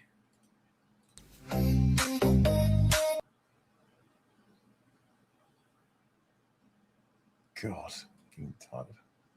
Disgusting. Yep. They not like us. They not like us. Happy Juneteenth, white people. Yo, happy Juneteenth. Today, I better not catch a white person enjoying this holiday. Y'all ass need to go to work and be getting that money so that y'all can pay us our reparations. Okay, so if I catch a white person, told you your reparations are going to become one at a time. Mark 48. Today, I'm on your ass. I better see every white person at work getting to that money so they can pay us our reparations. Okay. Besides that, all black people. I think that's a bite. Yeah. And of course, the libs of TikTok is eating it hook, line, and sinker. I watched a movie yesterday. It was the greatest movie It is arguably one of Uwe Boll's greatest films. I'm of course excluding it's obviously not superior to what is it? Bloodborne and Bloodborne, not Bloodborne. Fuck, what's the film with the game of the hot redhead gets tits out? Fuck. Blood Rain 1 and Blood Rain 2. But yes, Citizen Vigilante is up there.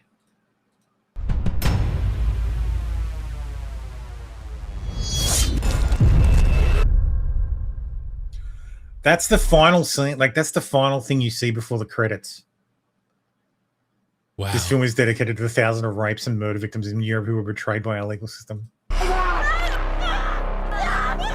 Oh, so this is a gang rape scene that's like told in flashback while the vigilante is holding this guy and his family at gunpoint.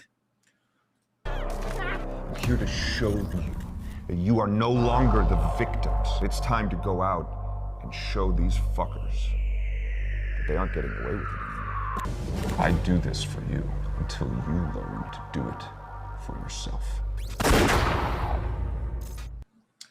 Damn, son. It's very based, and like, I wonder if there's any more clips. Uwe Boll's not going to copyright strike me. At least it's not going to come from Germany because it's been denied a theatrical release in Germany. Of course. National Conservative says I watched it. It was entertaining. Definitely not any boring parts. It's not a mega budget movie from one of the Hollywood Big Five. More like an adequately funded indie movie.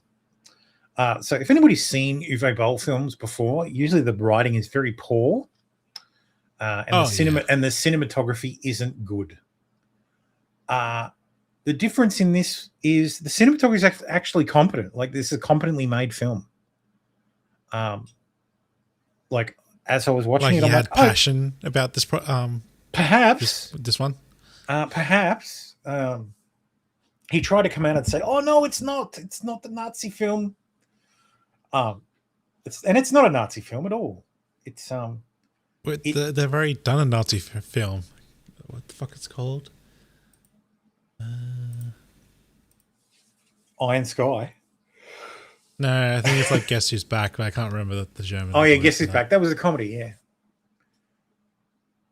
I do hope that this leads to a revival of the revenge vigilante genre that was big in the 70s with the Death Wish films and the Dirty Harry films, because they are a direct response to the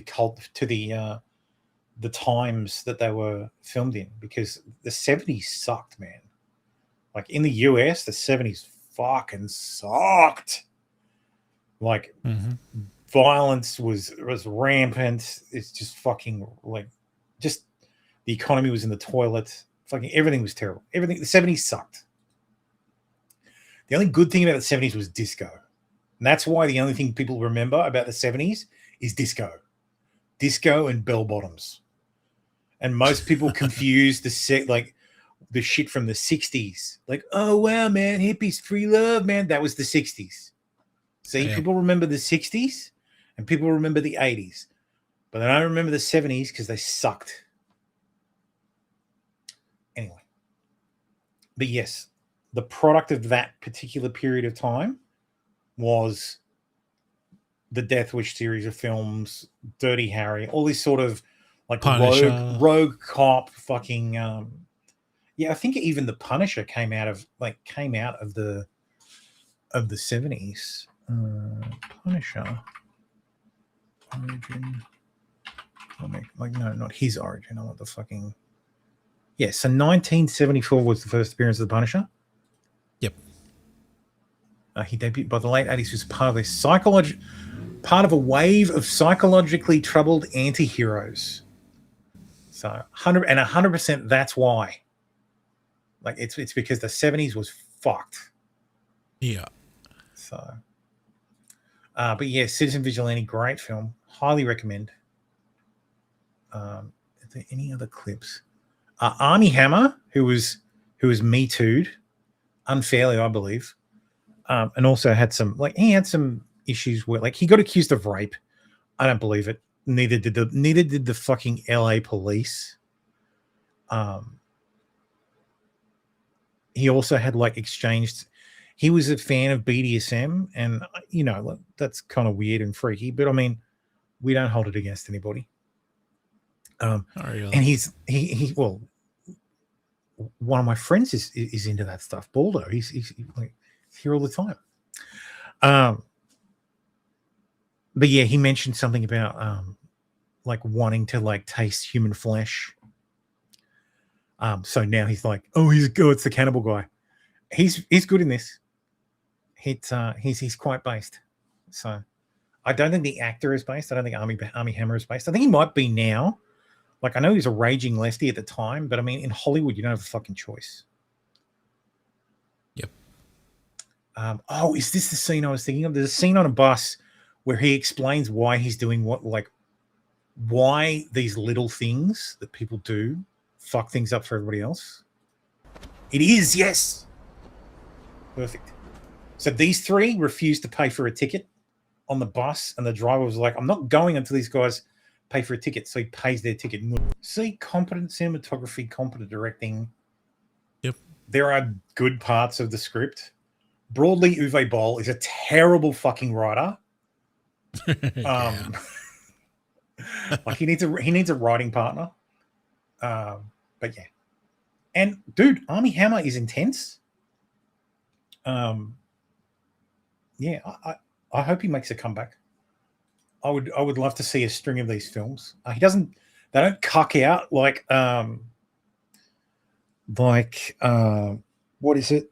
Fuck, Law-Abiding Citizen.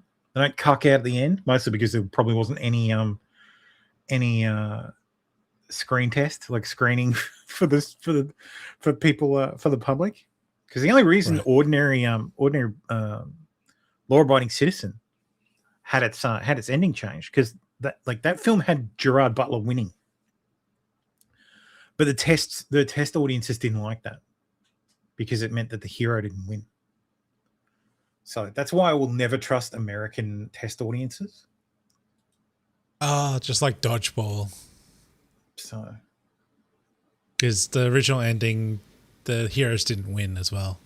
Yeah, they lose. Oh, is this the? Do you want justice? Yes. Let's get some fresh blood. You walk down the street and you get stabbed or robbed. He's a real hero. We need more guys like this. What does your country do? Nothing. Our current system is failing to protect our citizens. The weakest part of the film is the news stories. I probably would have structured it differently. They shot it in they shot it in Croatia. Okay. So I think they used a fair bit of local talent.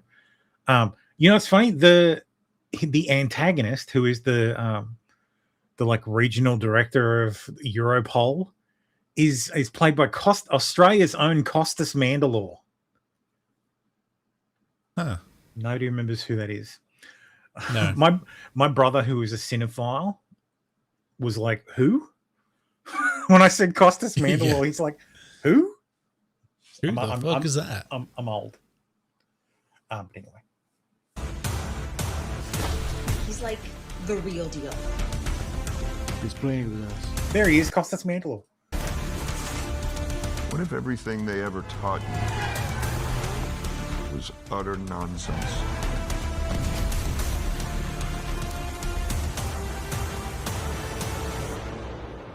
We can change history. Entire scene. That entire scene was crazy. I won't ruin it. But the thinking around why it was denied a theatrical release in Germany is that he doesn't just target criminals; he also targets a judge. Like, he's at the end, you realize he's targeted more than one judge. But yeah, because the film starts and he's been prolific for a while. Like, there's been like these random murders of people who've done bad shit, and everybody's like, "Oh wow, that's the vigilante!" And he's releasing videos online. But yeah, he kills a judge, So I think that might be why. Because they're like, oh, you can't just.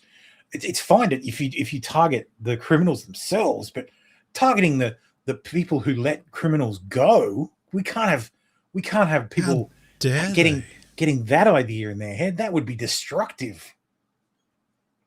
You can rent it on YouTube for $6.99. It is available on all your favorite torrent sites. It opens with a deranged African man stabbing a white woman, followed by a news ticker about migrant crime. Yes, that is exactly how it opens.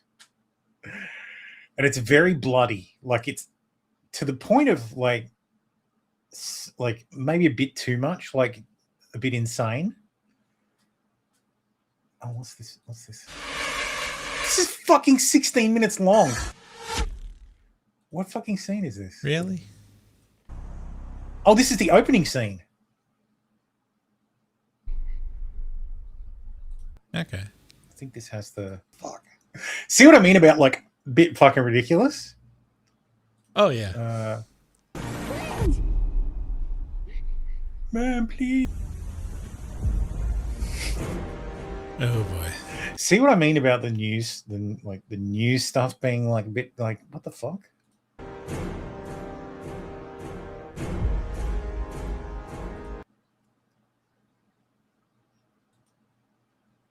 This is pretty good. And we Good. pay for them. And in return, we get robbed. And as a woman, you cannot go out after 9 p.m. anymore. No, it's too risky. The Vox Pop stuff and the social media stuff, that's fine. That's actually done pretty well. But yeah, the new the news anchor is kind of like, what? Tall guy. So he is physically imposing. I think he might be like 6'5" or something.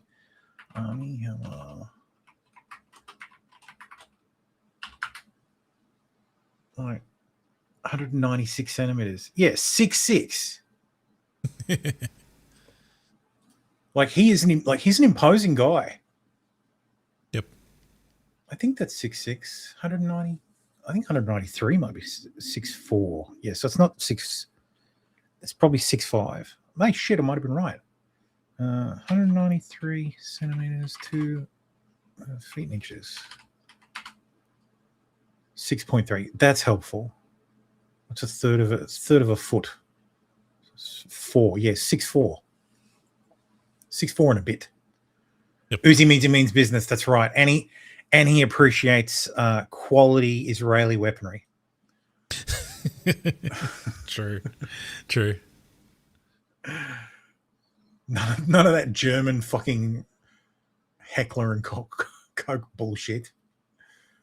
Many people consider censorship to be an abstract phenomenon that only occurs in authoritarian regimes. However, the current utterly gross case surrounding the film Citizen Vigilante says it can also become reality in Germany. Yes, it can. Yep.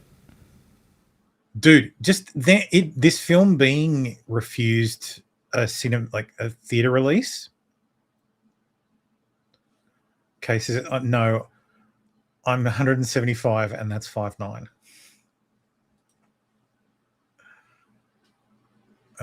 Fuck you, woke leftist. Look, it being refused a cinema release meant that it gets way more attention. So yeah, I wouldn't have that's how I heard of it, because it got blocked. Because I'm like, Uwe Boll film. I haven't seen one of them in ages. Oh, so long. Like the man responsible for Dominic Purcell continuing to have a fucking career. Like, what was the one? So Uwe Boll. He has the most man responsible for almost all of the video game movies that are trash. Yeah. Yeah. But to be fair, almost all of them are trash. Before that was Run, Bandito, First Shift, House of Evil. What was the last one? Look, these are all not good, not good rated films. When was the last? I think it might have been Rampage was the last one I saw. Rampage, President Down. I think it might have been House of Evil technically is I'm pretty sure that's a game. Yeah, it is. No, I'm saying the last one I saw. Like the last Uwe Boll film I saw was I think, actually it was this one. It was Assault on Wall Street, which actually isn't bad.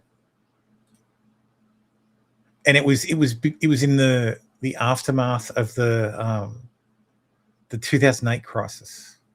The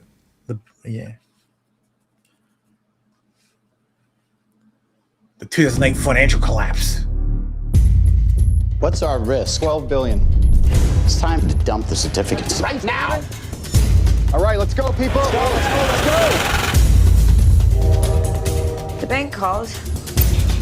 What's going on with my funds? Your note's been delisted from the exchange. I've lost all my money. Our priority is saving this company, not the finance. You can declare bankruptcy. Do your sharp thing, man. I'll file a lawsuit. I'll get my money back. I'm sorry, Jim. Sorry, but we're gonna have to let you go. It's the banks. I'm gonna get the money back. I'm gonna fix this. Yes, it is. It is exactly what you think it is. Yep. So, but Uwe Boll has form for that kind of stuff. Oh, what's upcoming? First Shift Vengeance and First Shift Redemption. So he's already got like a spin-off from First Shift. Okay. Follows a New York City police officer along with his rookie partner Angela as they have a rough day while living the dangerous and routine job of being a cop in the city. Gino Anthony Pesci and Kristen Renton. No idea the fuck those two are at all.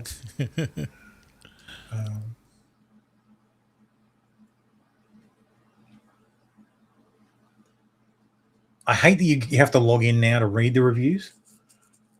Sucks. Unfortunately, ham-fisted. It is a bit ham-fisted.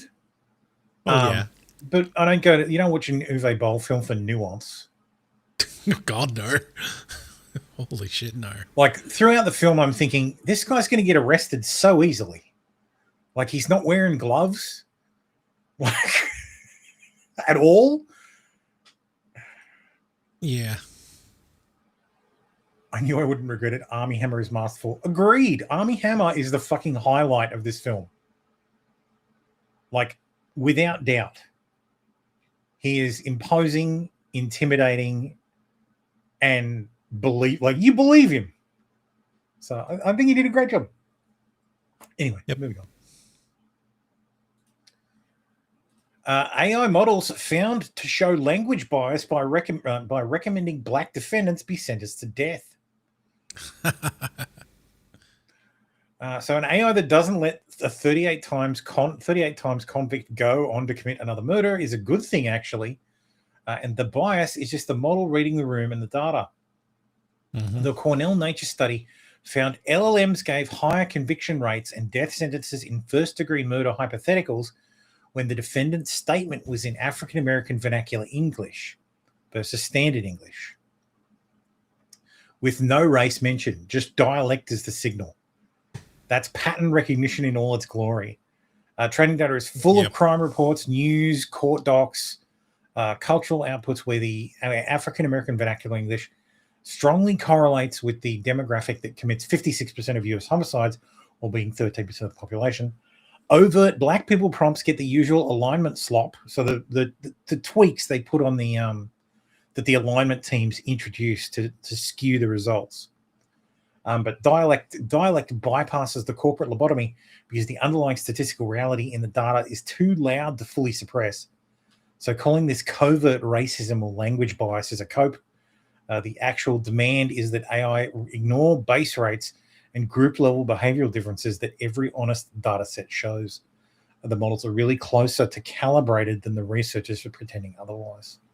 At that point, you just might as well just create your own data, then don't bother with AI. Yeah, might as well just lie to people. Yep. And I think that's what's been happening recently. It's just people just lying, just flat out lying. Yeah. Let's talk about the UK. So the Rape Gang Inquiry Report was released the other day. Yep. It has some very damning stuff in it. The Rape Gang Inquiry carried out by Rupert Lowe mentions the NHS recording genital injuries, sexually transmitted infections, and pregnancies in children as young as 11, then discharging them back to their abusers the same night. Mm-hmm. Come on. So here's the report. I have it here. I did try to put it into Notebook LM, but it seems to refuse to work. So I decided I would use Grok to analyze it. So I just dumped the report in. I said in the report, what is the most shocking revelation about the rape gangs? So we will read this rather than pulling an Asmongold and spending 9 hours reading the fucking thing. The most shocking revelation in the rape gang inquiry report is not a single isolated horror, but the industrial scale nationwide system of child sexual exploitation that operated for decades with near total impunity. An estimated minimum of 250,000 vulnerable, overwhelmingly white British girls were subjected to repeated rape, gang rape, trafficking, torture, drugging, filming for blackmail and distribution, forced Islamic conversions, Islamic marriage, pregnancy, coerced abortion, and lifelong trauma.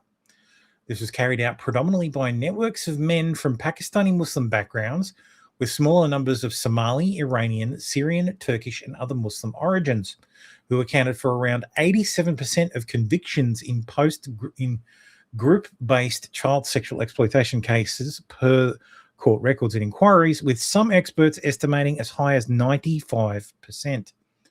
The true figure of unconvicted perpetrators is far higher.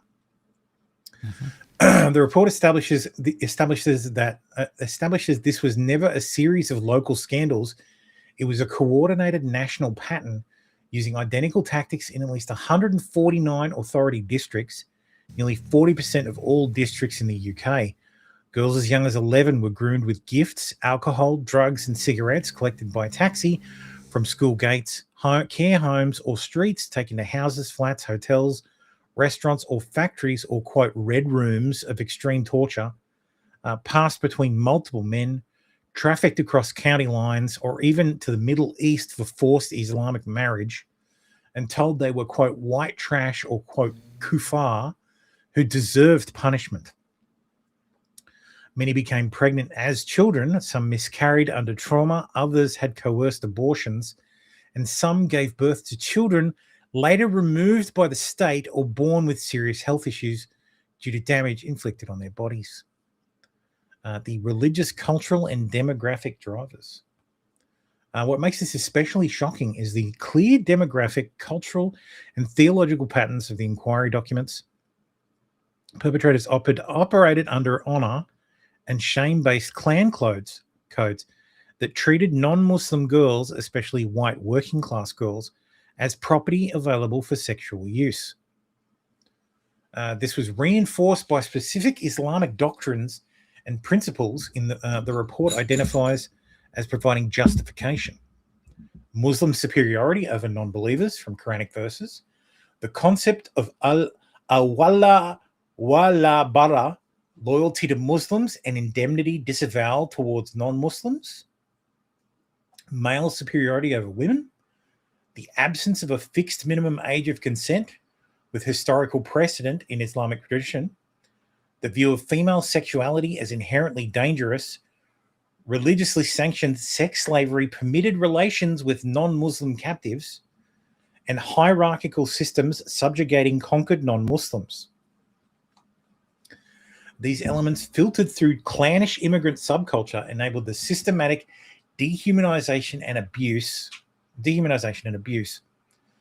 The report notes the pattern of offending dates back to at least 1955.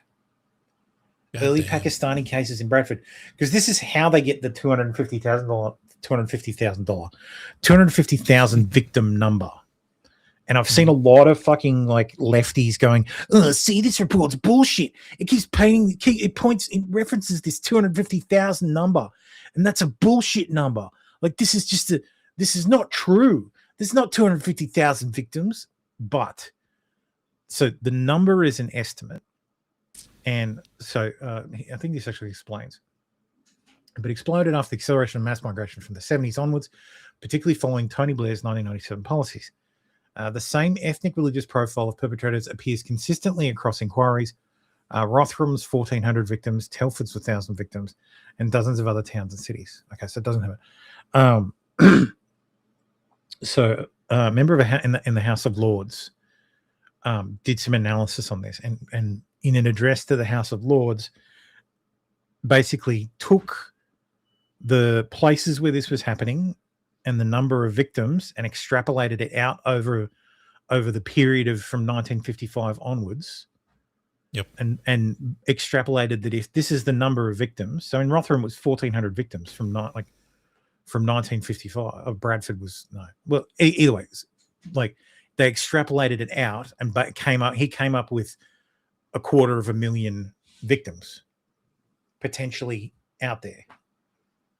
So that's the number. They're like, oh, but see that no legitimate analysis like comes up with that number, and it's like, yeah, because no legitimate like analytical firm will actually look at it because it's like stepping on the fucking third rail. Also, isn't the Western in their eyes like a culture of rape? That's like, right. That's what they were saying like a decade ago. They're like, we're a rape culture. We're a rape culture. The irony is, these are the same people objecting to that number are the same people that like 2 or 3 years ago were saying a quarter of women have experienced sexual assault. I think a decade ago it was like 1/3. Yeah, it's like a quarter of women have experienced sexual assault, and it's like, okay, you want us to believe that, but you won't possibly countenance the idea that 250,000 white British girls were institutionally sexually assaulted by Muslims. Oh, I know why. It's because it's brown people. Yep. That you have to defend at all costs because, God forbid, your ideology take a hit. Anyway, institutional betrayal and political correctness. Equally shocking is how every British institution, police, social services, NHS, schools, taxi licensing authorities, and politicians catastrophically failed the victims for decades. Police ignored reports, found girls in cars or houses with known abusers, and let the men go without charge. Dismissed victims as, quote, prostitutes or liars, destroyed evidence, and prioritized, quote, community cohesion over child protection. Social services placed children in known trafficking hubs inside children's homes, closed cases despite clear indications, focused on contraception and sexual health rather than safeguarding, and retaliated against whistleblowers. The NHS recorded genital injuries, multiple STIs in children as young as 13, rape pregnancies, and suicide attempts, but often discharged victims back to their abusers without proper referrals. Schools saw older men collecting girls at gates and heard disclosures, but often excluded the victims instead of protecting them. Taxi licensing bodies renewed permits for drivers who formed the logistical backbone of the network. Political failure was central. Successive governments lacked the will to confront the ethnic and religious patterns. The report places further particular responsibility on the Labor Party for initially refusing a public inquiry, relying electorally on Muslim bloc voting blocks, suppressing ethnicity data, framing concerns as far right, and when forced to act, producing a national inquiry with narrowly drawn terms that avoided systematic examination of demographic, cultural, and religious drivers. The Conservative Party, while in government, largely continued a similar approach. Fears of racism accusations paralysed actions at every level.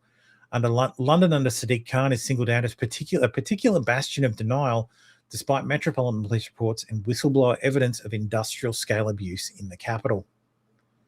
Yep. The most harrowing account, Chloe. Among the victim testimony, Chloe stands out as one of the most detailed, prolonged, and shocking accounts provided to the inquiry. Her story exemplifies the grooming pipeline, the extreme violence, the multi-generational and networked nature of the abuse, the total institutional failure, and the religious cultural dimensions. Chloe's early life involved parental separation, her father's death, and sexual abuse by her mother's new husband, a man she describes as a paedophile, starting around age 10. Her mother witnessed incidents, including in the shower, but failed to intervene meaningfully. Chloe began truanting and encountering groups of Muslim men, primarily Pakistani, aged 20 to 50 plus, many taxi drivers in the town centre who gave her and a friend attention, alcohol and cigarettes. Grooming escalated with emotional manipulation, kisses, massages, and mapping her vulnerabilities. An uncle also sexually assaulted her. Police dismissed her reports as lying. By age 11, she was being collected, taken to hotels, plied with potent cannabis, groped, hit when she resisted, and thrown out.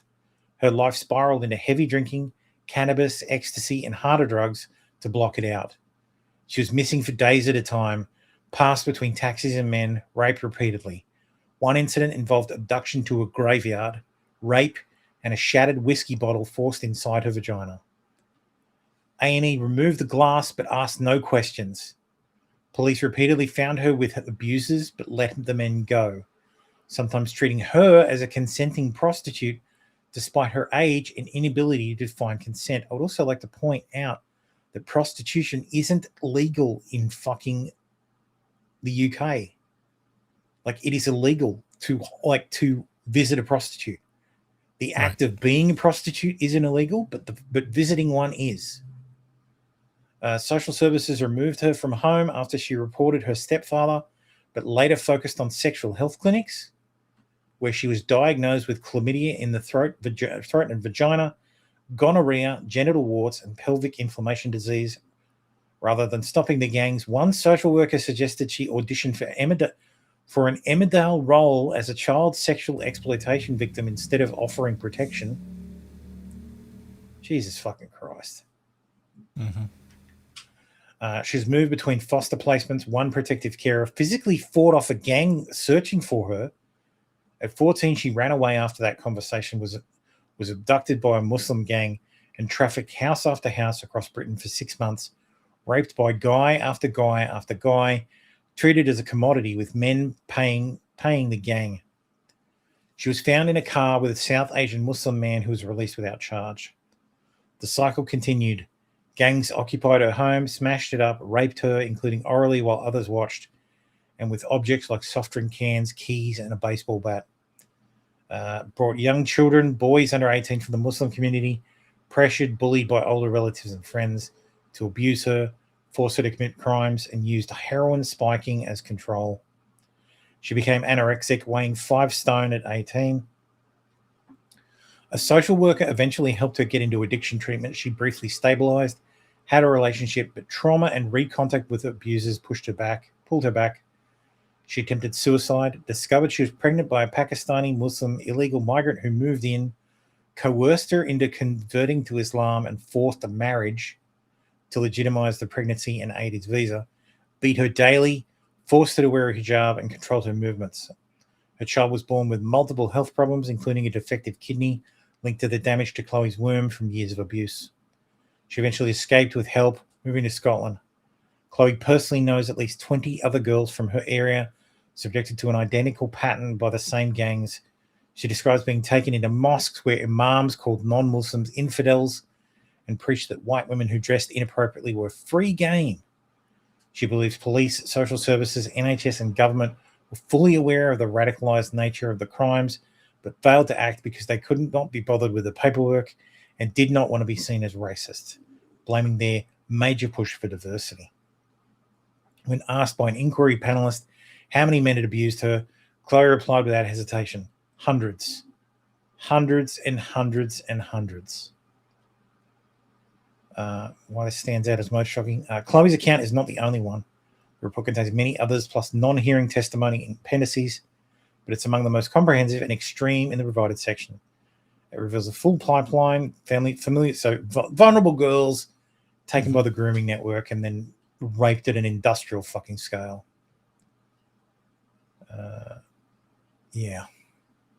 I also asked it to summarize the victims' testimonies for me.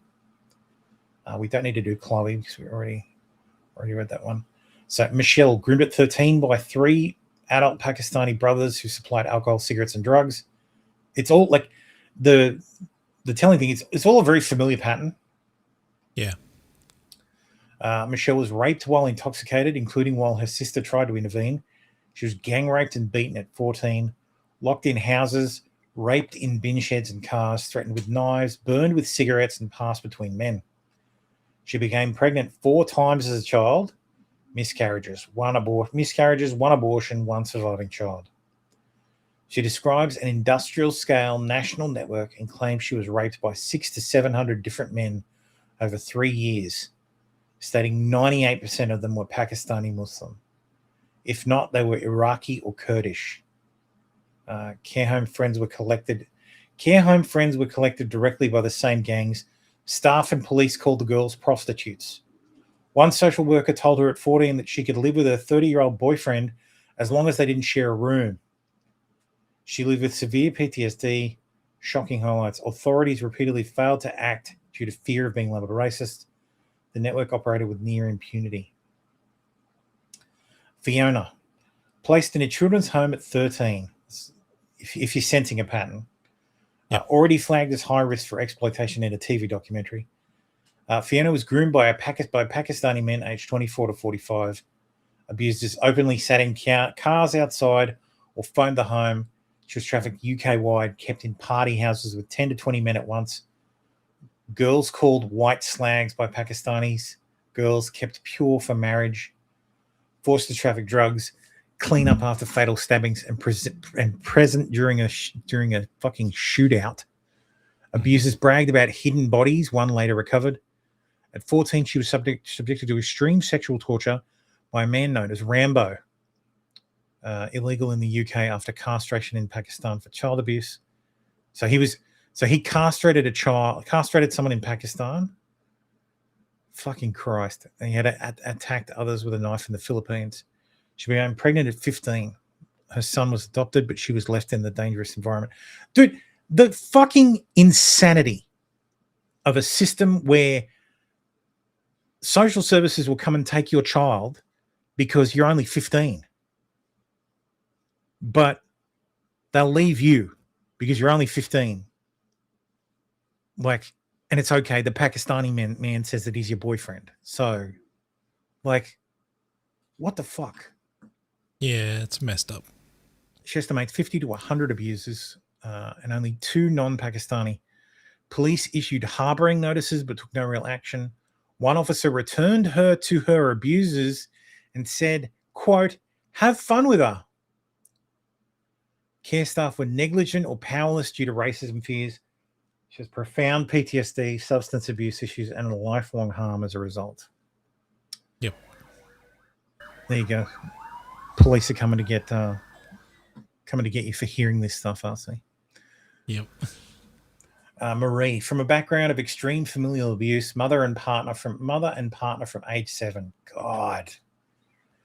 Marie was trafficked into an organized group. Her mother was complicit, shaming her, forcing inappropriate thanks, and participating in degradation. Bottle forced inside her, clothes peg. Oh, God. Mm-hmm. She was raped, subjected to anal rape, object penetration, urination, biting, cutting, and strangling. I can't imagine why Notebook LM had a fucking problem just even reading this shit. She became pregnant and had abortions performed with a knitting needle at a woman's house whose husband also raped her. Well, I mean, it needs to get paid. At 17, she was raped by a 55-year-old police sergeant who groomed her under the guise of helping her catch her attacker. No perpetrators were brought to justice. Police later told her to, quote, sort her head out. Dude, and you wonder why a film about a fucking guy going around murdering like rapists and the judges who let them go and police who fucking are complicit is popular? I wonder why. Yeah, I wonder why.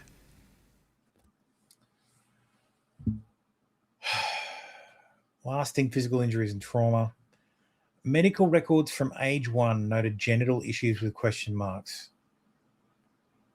So this poor fucking kid had been flagged from a fucking infant, and nothing fucking happened.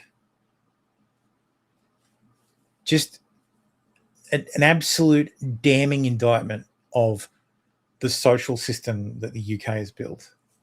Yeah. Taylor. Introduced at 12 to Muslim men by friends. Worst friends ever. Given lifts in taxis and cars, gifts. Abuse began at 15 with a 35-year-old Bangladeshi man at a restaurant. She was then passed between men, sometimes up to 10 different men in one night, estimating 100 abusers total. A common tactic is for taxis to pick up drunk girls late at night. The driver pretends to stop at a shop, then abandoning them so a rescue group could take them for a gang rape. Women facilitators also trapped girls for money, gifts. She witnessed shootings, had knives, guns to her throat, head, and heard threats using the death of another girl before raping her. Some men chanted, Bismillah, Rahim,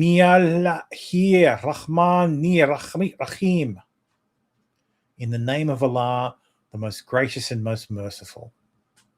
Her detailed 20-page police statement naming over 100 Asian men with threats to rape her mother, beat her father, burn her house was ignored. Teachers and GPs knew something was wrong but did nothing. Anna, from a stable middle-class home, first abused at 13, coerced oral sex recorded and shared, leading to mockery and taunting. Later groomed by 3 Muslim brothers who got her intoxicated in a park, violently groped, assaulted her, causing concussion, used threats, intimidation, gifts, and continued assaults over the years. In court, after one brother's conviction for sexual assault, he shouted, Allahu Akbar, as he was taken down. Oh, I forgot. The migrant who stabs the mother in the opening scene, as he runs off, you can hear him say, Allahu Akbar. Right. So he was taken down. His sister verbally abused Anna, threatened her, breached her anonymity online, and blamed the all-white jury. Anna highlights the broader failure to confront ethnic, religious, and cultural dynamics due to racism fears. Other notable accounts include Wallace, a male survivor, ritualistic group abuse from age 4 to 5 in a candlelit house with multiple watching adults, drugged, restrained, raped. Police raid failed after he was coached to call abusers uncles. Long-term complaints ignored and treated as mental health issues. Fucking Christ. Jane, raped at 13 by her mother's 50-year-old drug dealer. Daily abuse with drugs. Later sold to Somali men in a flat at 16 plus. Eating disorder, sectioned, records destroyed, developed endometriosis, losing half her uterus. Leanne, from 14, trafficked by a group of Kurdish Iraqi Muslim men across Sheffield, held captive and beaten for days. Pregnant at 15 by an Iraqi man. This is fucking hard, man. Yeah. Records falsified to say she was 16, witnessed extreme violence, no prosecutions. Lily, 1970s onward, groomed and raped from age 6, care home staff handed children to foreign taxi drivers. Sister abused by her own social worker who gained guardianship and married her. Gang raped at 14, records hidden for decades. Operation Marmion shut down. Sebastian, born biologically female. Abused from age 6 by family, then prostituted to quote, respectable professionals, including estate agents, solicitors, care workers, and police officers. None of those professionals deserve respect. Yeah. All white British in this case. Transitioned later partly as a coping mechanism for safety. Fiona, Michelle, Chloe cross-referenced in parental testimonies, underscore how parents fighting for their children were undermined, gaslit, or blamed by services. Jesus fucking Christ. So yeah. That's fucking That's horrifying. what the UK is doing.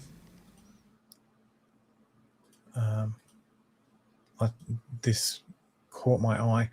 There are pedophile rapists of every ethnicity, but the ability to summon 20 to 30 friends and relatives on short notice who also want to participate is pretty uniquely Pakistani and absolutely a reflection of their culture. Yep. 100%. Sounds more like a uniquely white Epstein-esque phenomenon Yeah, I agree with this guy. Mass extermination of these people who inject that dead Jew into every fucking topic. Nauseating.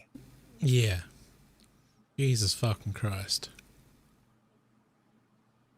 Interestingly, no Pakistani was in the Epstein list because it was all rich people, bitch. Mm-hmm. There were no pores on that list either.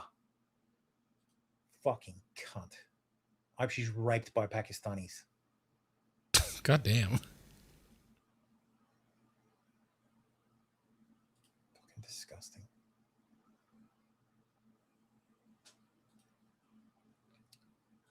It's not just the men. Many of the women are just as evil. White girls are filthy, says the wives of British Pakistani Muslim men jailed for raping vulnerable white British girls. They say that they deserved it because they dress without respect. Dude, as an Australian, this should feel like any Australians who were alive in the early aughts should remember this fucking narrative. Like, yeah. Sydney, Imam, uncovered meat.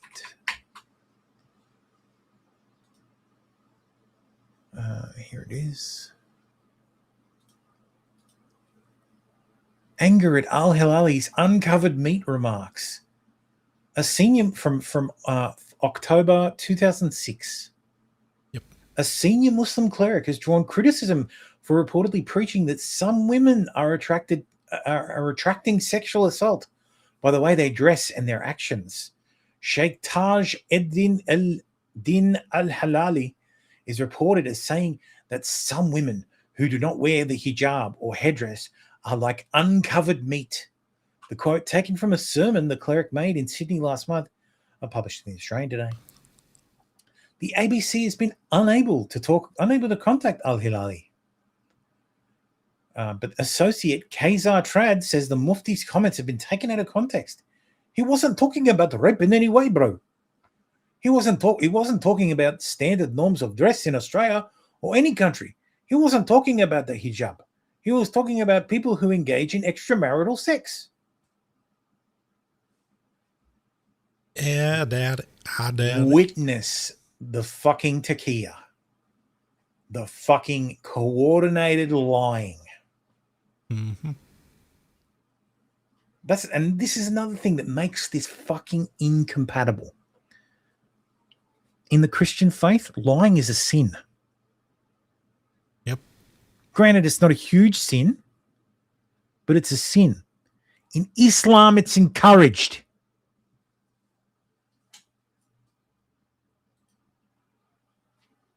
Hell,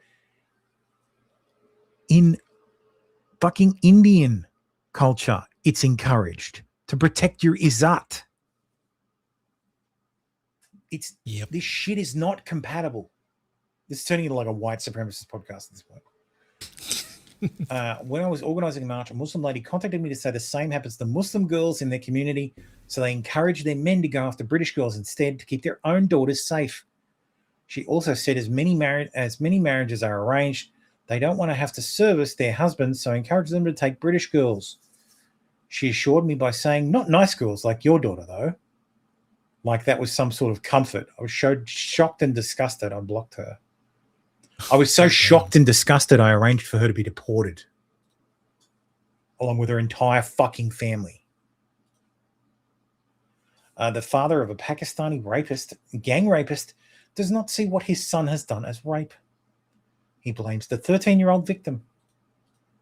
And obviously she wasn't a virgin or new to sex. So you don't see it as rape? Oh, it's fine. She wasn't a virgin or new to sex. She was raped by other people. So this is fine. I don't. And she's 13. She's 13 years old. So what? Well, yes, obviously, that's some responsibility lies for it. But as far as grooming is concerned, I think that the judge has gone over the board, the jury has gone over the board, the police has gone over the board. This guy should go over the board of the fucking ship in the middle of the Atlantic. Just because these lads are Asian. It's just racism. It's just racism again. Again and again, they're racism. They attack Muslims because it is easy. They hate us for our freedom. Fuck you. Like, welcome. Let them burn. You think to yourself, this is too statistically improbable. But then you see that these are subcontinent Muslim names, and you remember that what's being described here is taking place in Britain, where these white girls are disposable to the perps and inconvenient to the cause of diversity. So what is described in this excerpt just keep happening over and over across the country. There was no end to it because ending it meant not only acknowledging it, but also acknowledging the root cause of it. One night in Oldham in 2006, for example, a 12-year-old girl named Sophie entered a police station and reported that she had just been molested in a graveyard by a man named Ali. The desk officer told her to come back with an adult when she was sober. Two men accosted her in the police station, joined by a third. They raped her in their car. When they dumped her on the street, she asked a man named Sawa Ali for directions. He took her to his home, raped her, and gave her money for bus fare home. A man named Shakil Chowdhury pulled up in his car and offered to take her home. He abducted her and took her to a house where he and 4 other men repeatedly raped her. Yep. I can't, like, just kill them.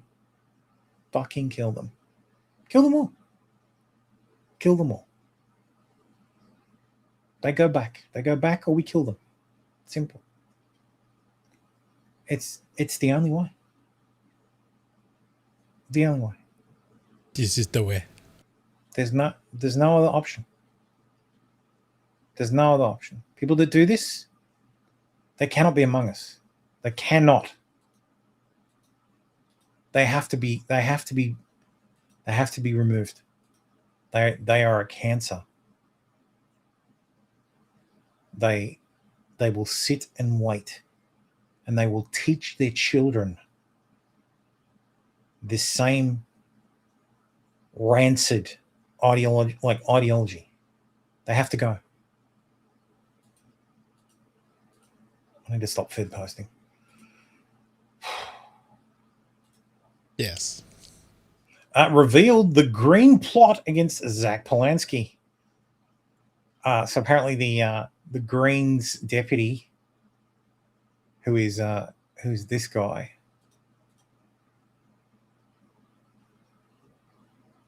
He fucking hates him.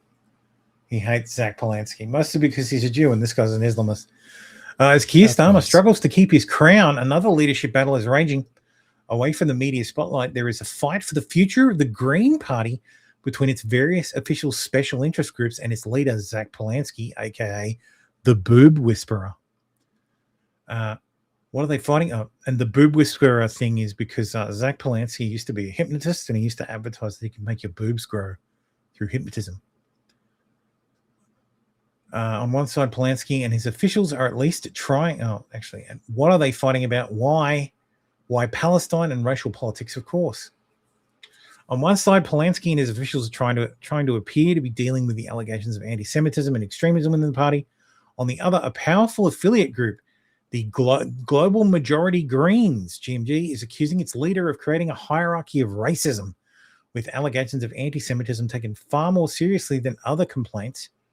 Polanski, it claims, has failed to be truly anti-racist because he has not backed the ethnic minority Greens who have been suspended over alleged anti-Jewish rhetoric. Most extraordinarily of all, it believes the Greens, yes, the Greens, are too pro-Zionist. The GMG boasts that it exists to promote the contribution, experience, opportunities, rights, unity, perspective, culture, and history of people from African, Caribbean, Asian, Latin American, and other global majority ethnic descent in England and Wales.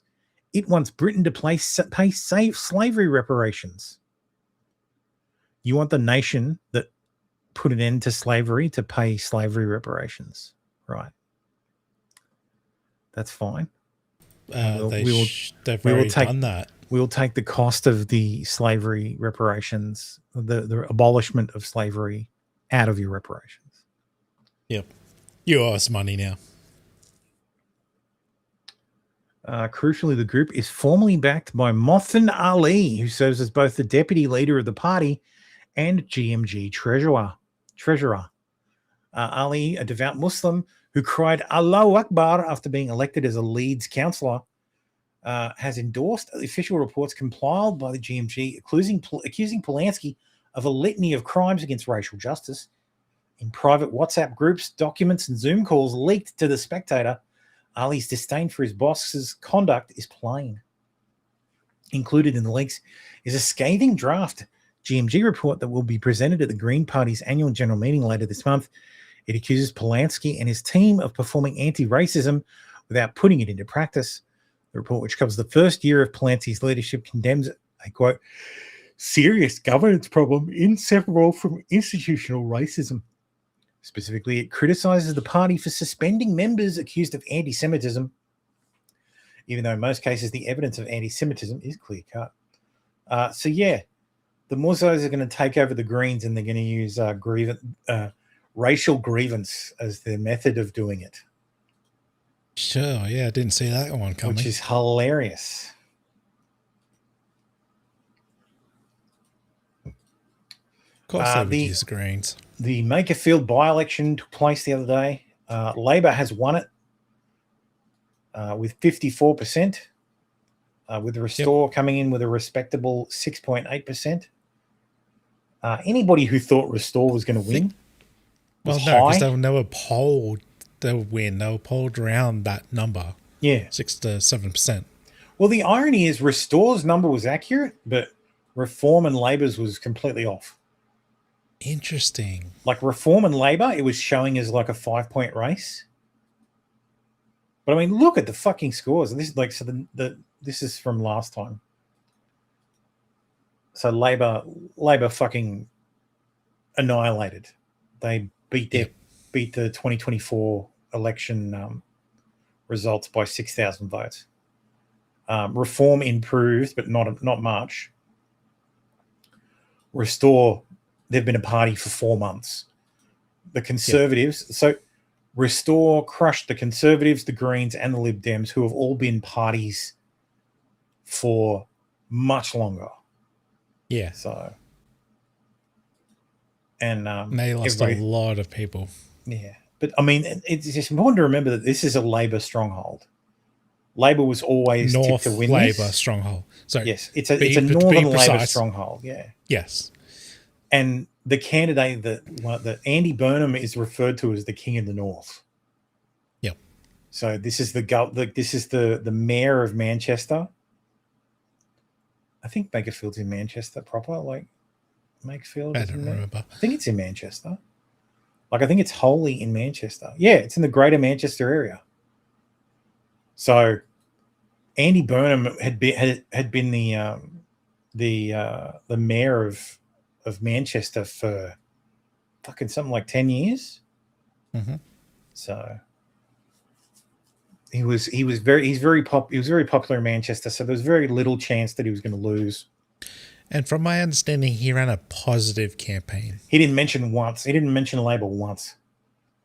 Yeah, that too. Like his campaign was literally Andy, I'm going to fix it. It was Andy for you.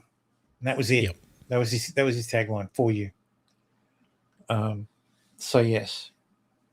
So of course, because Andy Burnham has won his seat, Keir Starmer is officially set to step down as Prime Minister. He'll be according to the Observer, so Keir Starmer is officially set to resign as Prime Minister. Several media reports say he'll outline a resignation timetable on Monday after consulting with his wife and family today. According to the Observer, who's closely plugged into Number 10, Starmer now accepts that his time has run out as the majority of Labor MPs now back Andy Burnham. Senior Labor figures believe a clear statement could come out as early as Monday. It's understood that Starmer will announce a deliberate slow march in good order as a matter of duty and dignity. There's a sadness about it all, of course. He's come up hard against the reality that the support isn't there. When the herd moves, it moves. agreed. Mm-hmm. Yep. So yeah, it'll probably be a few weeks, maybe a month or two. But yeah, Keir Starmer is gone. Disappointing no early election's going to get called for it. Well, my thinking is that I pretty much said Burnham's going to call. Actually, what did I actually say? Let me find it. Is Burnham becoming prime minister, or is absolutely. Else? Yeah, no, Burnham's going to be prime minister. The entire point immediately becomes prime minister. The entire point. Because I replied to Sargon, because Sargon said the reality is Burnham crushed everyone. Really surprising and strong result for him. Starmer is probably toast. I just said Starmer will Labor will knife Starmer, replace him with Burnham, and call a snap election and try to capitalize on the honeymoon Burnham will get. Burnham is the only he has a positive his personal approval rating is in the positive. Yep. And it is also in the positive among Labor voters. So, but yeah, I said they'll try to capitalize on the honeymoon Burnham will get and pretend all the issues. It was just Starmer. That's just Starmer. It's all Starmer's fault. The electorate will, of course, swallow it hook, line, and sinker. Slightly, yes, but it's the whole system at the moment. Look, I think tactically this is smart. Yes. Because there's people like, oh, he won't get a honeymoon, not enough to win the general election. Doesn't have to win it outright. All he has to do is not lose too many seats. That is true. They have a thumping majority. If you replace the PM, if you blame it all on Starmer, and if you lay out an agenda of what you're going to do, you're going to make Britain great again, and you sell it, because look, the Brits like socialism. And Andy Burnham is a socialist, fucking straight up and down the line. Right. So they're going to get socialism. So if that's what he runs on, they'll lose seats, they'll lose members, absolutely. But it'll probably still end up being prime minister. So, and that means locked in for 5 years, unless the party decides to knife him. And that way, the 2029 election becomes the 2031 election. Right. So, because that's strategically the reason you do it. The Conservatives are still weak. Reform isn't ready. Restore definitely isn't ready. Reform doesn't have members in every constituency yet. I think they've got people in every constituency, but they're not going to have completely vetted candidates for every constituency if you call a snap election. Right. Because if you call it actually, how fast? Let's ask Grok. If a UK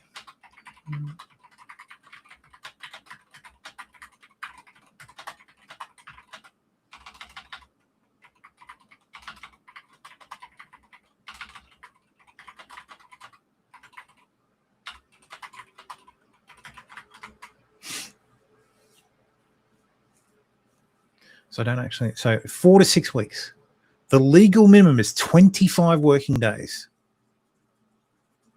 So 5 weeks. So you can call an election for next month. So. And there's no way the other party, the smaller parties that are actually a threat, the right-wing parties, can get their shit together in that period, in that time. You can catch them unawares, because reform is betting on this 2029 election. So they figure they've got all this time, this run up. Restore is the same. They're doing exactly the same thing. Rupert Lowe's trying to build momentum to across the country and target seats where they can win. If you pull the trigger early, nobody's ready. Nobody's ready, except the big parties, or the party in government. So yeah, you just delay it by and with a new leader, election cycle. And with a new leader, you get to fucking clean. You wipe the slate clean. Fucking tabula rasa. You have Andy Burnham come in. He shakes up cabinet, appoints all these ministers, like reappoints all his ministers, and then calls a fucking election. Or you don't even appoint your cabinet. You just call a snap election, and then after, like you say, oh, I'd like this, but and that way you go, well, look, I haven't made a decision on who'll be Chancellor of the Exchequer or this or whatever. So it gives you a perfect fucking clean slate. And you'd be like, oh, look, my direction is different. The Keir Starmer, I want the will of the people behind me. People feel consulted, and that's it. So it's tactically sound. So the new VPN rules for households on UK households on table from July after government update. So yeah, they're going to ban VPNs in the UK. That's funny because we tried that in Australia and they couldn't figure it out. No, it was talked about in Australia, and everybody was like, "Are you fucking stupid?" Yep. A UK lawyer who cleaned up 200 bags of waste from a polluted river now faces up to 2 years in prison for doing it without a permit. Oh, you got a license for that? You got a license for that cleaning up garbage? Count Dankler says they don't want people to figure out that if they just get off their ass, they can fix their own communities in 2 weeks. They want you to keep paying them taxes so they can fix your community for you in 3 years. Maybe, probably not. Yes, agreed. What else have I got? Yep. Oh yes, let's talk about the Middle East. I just need to open the tab. Hold on, I thought we were talking about the Middle East. Ah! Hey! Hey, very good, sir, very good. Let's open that one as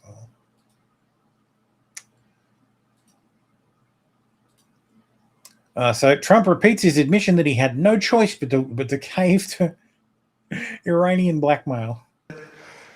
If we didn't do this deal, we could have dropped more bombs for another 3 weeks, 2 weeks, 4 weeks, 2 years. You would never have the Hormuz Strait open. You would never have success. Your market would have, instead of going up at levels that nobody's ever seen before, would go down at levels that nobody ever saw before, maybe except for 1929 or whatever. Fantastic. Iran promises to help Hezbollah once assets are unfrozen and the sanctions are lifted. Yeah. Now we're at the end. We can look back and say, yeah, they shouldn't have done that. Yeah. The end of this video is stunning. Trump signs the memorandum of understanding and Macron says, good job. Everyone applauds. And then Trump says, oil down, stocks up.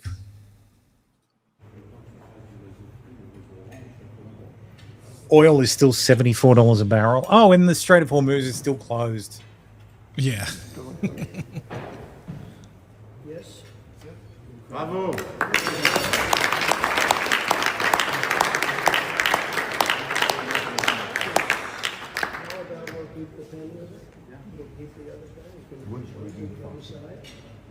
Good job.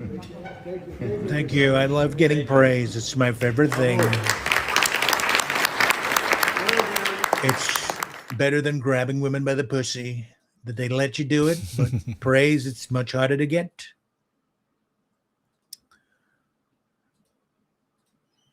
OpenAI's 2025 financials have leaked. They had a $38.5 billion loss. God damn. Yeah. Documents show revenue reached $13.7 billion in 2025, more than tripling from $3.7 in 2024. Total costs and expenses came to $34 billion, driven by $19.18 billion in research and development spending and $5.73 billion in sales and marketing. The operating loss for 2025 was $20.92 billion. The net loss widened to $38.5 billion after accounting for changes related to OpenAI's conversion from a non-profit to a for-profit entity, which produced a $41.55 billion loss tied to changes in the fair value of convertible interests and warrant liability. Lol. Yeah. That's okay. They're gonna IPO soon, and we'll see their real numbers. I mean, these are confirmed. These leaks. but this is ridiculous. Like OpenAI is ridiculous. We've reached peak retard at this point. Yep. Actually, no, I don't think we've reached peak retard. I think you can get more retarded. Oh yeah, you can put more and more of our money into those stocks.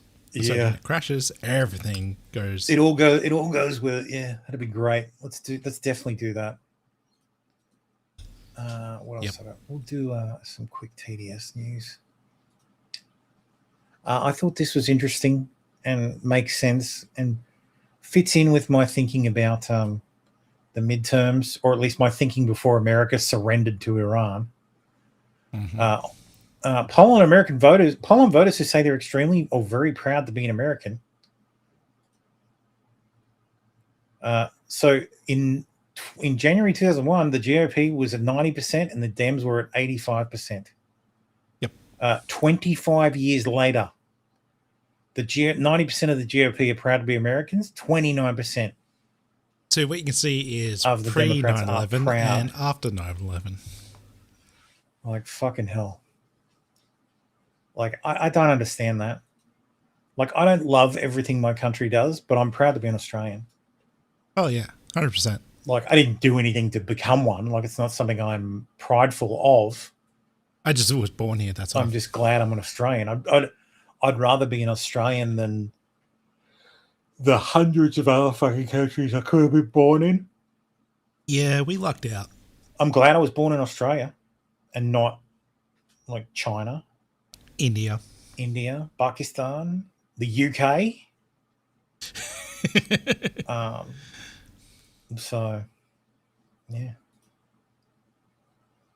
What about the sloganeering about proud to be an American? Okay, what about this idea? Are you proud to be an American? Extremely or very proud to be an American? Again, look at this divide, a growing divide on this question. Back in January of 2001, 90% of Republicans, 85% of Democrats. This was after a very contentious 2000 election, keep in mind, right, with George W. Bush coming into the White House. You come over to this side of the screen in 2026, look at this. Again, the Democratic percentage absolutely plummets to just 29% of Democrats say they're extremely or very proud to be an American. That Republican percentage, the exact same, 90 and 90. The Democratic percentage, what is that? That's basically a third of the level that it was just 25 years ago. I think you're right to point out that this was a time when Democrats might have been feeling badly about the course of the country. Still, 85% said they were proud to be American. Something's changed. Something has absolutely changed, despite the fact a contentious time then, a contentious time now, and yet Democrats, that extremely very pride number has absolutely plummeted. Yeah, it's Trump. Yeah. Skewky says just burning money so Indians can make fake videos to farm engagement on Twitter. Yeah. Yep. New York Times' Jonathan Swan book describes how after Trump redecorated the Oval Office to fill it with gold flourishes, someone asked the president about the likelihood that the next president would undo all that he's done. Trump said, Cubans like gold. Ooh.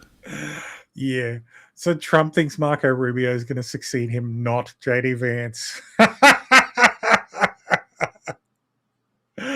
To be fair, sucked in JD Vance is a tech bro. Yes, and fuck that guy. Tech bros they're going to be causing a lot of issues once that bubble bursts. Fuck the tech bros. Fuck JD Vance. Bit of tech news. Midjourney unveils the future of medical scanning. And yes, it's that Midjourney. Over 40 gigabytes of data moves through the system to see just one slice of your body. We analyze these images. You can see in the little shadows of the organs and everything to make out organ structures and tissues. And here we'll show you a slice of 25 different biological structures. This is a real image. Is it though? We do this again and again as you move through the ring. The lift will lower you at a gentle rate of 4 centimeters a second with a precision of 0.1 millimeters. Over a period of 60 seconds, our goal is to get several hundred slices of your body. Reconstructing across 21 servers with 2 petaflops of compute power, 806 terabytes of raw data. Jesus fuck. The slices form a 3D map with the ability to resolve internal tissue details as small as 0.5 millimeter. Less than a dozen of these machines operating together at full speed can do more full body scans than every MRI machine together on Earth.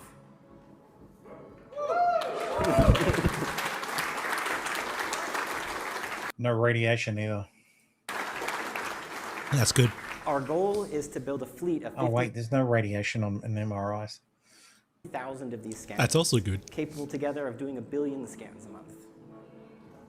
Enough to bring full body imaging to everyone on Earth. This is a new kind of infrastructure. It's full body ultrasonic computational tomography. Fucked. No such device has ever been built until now.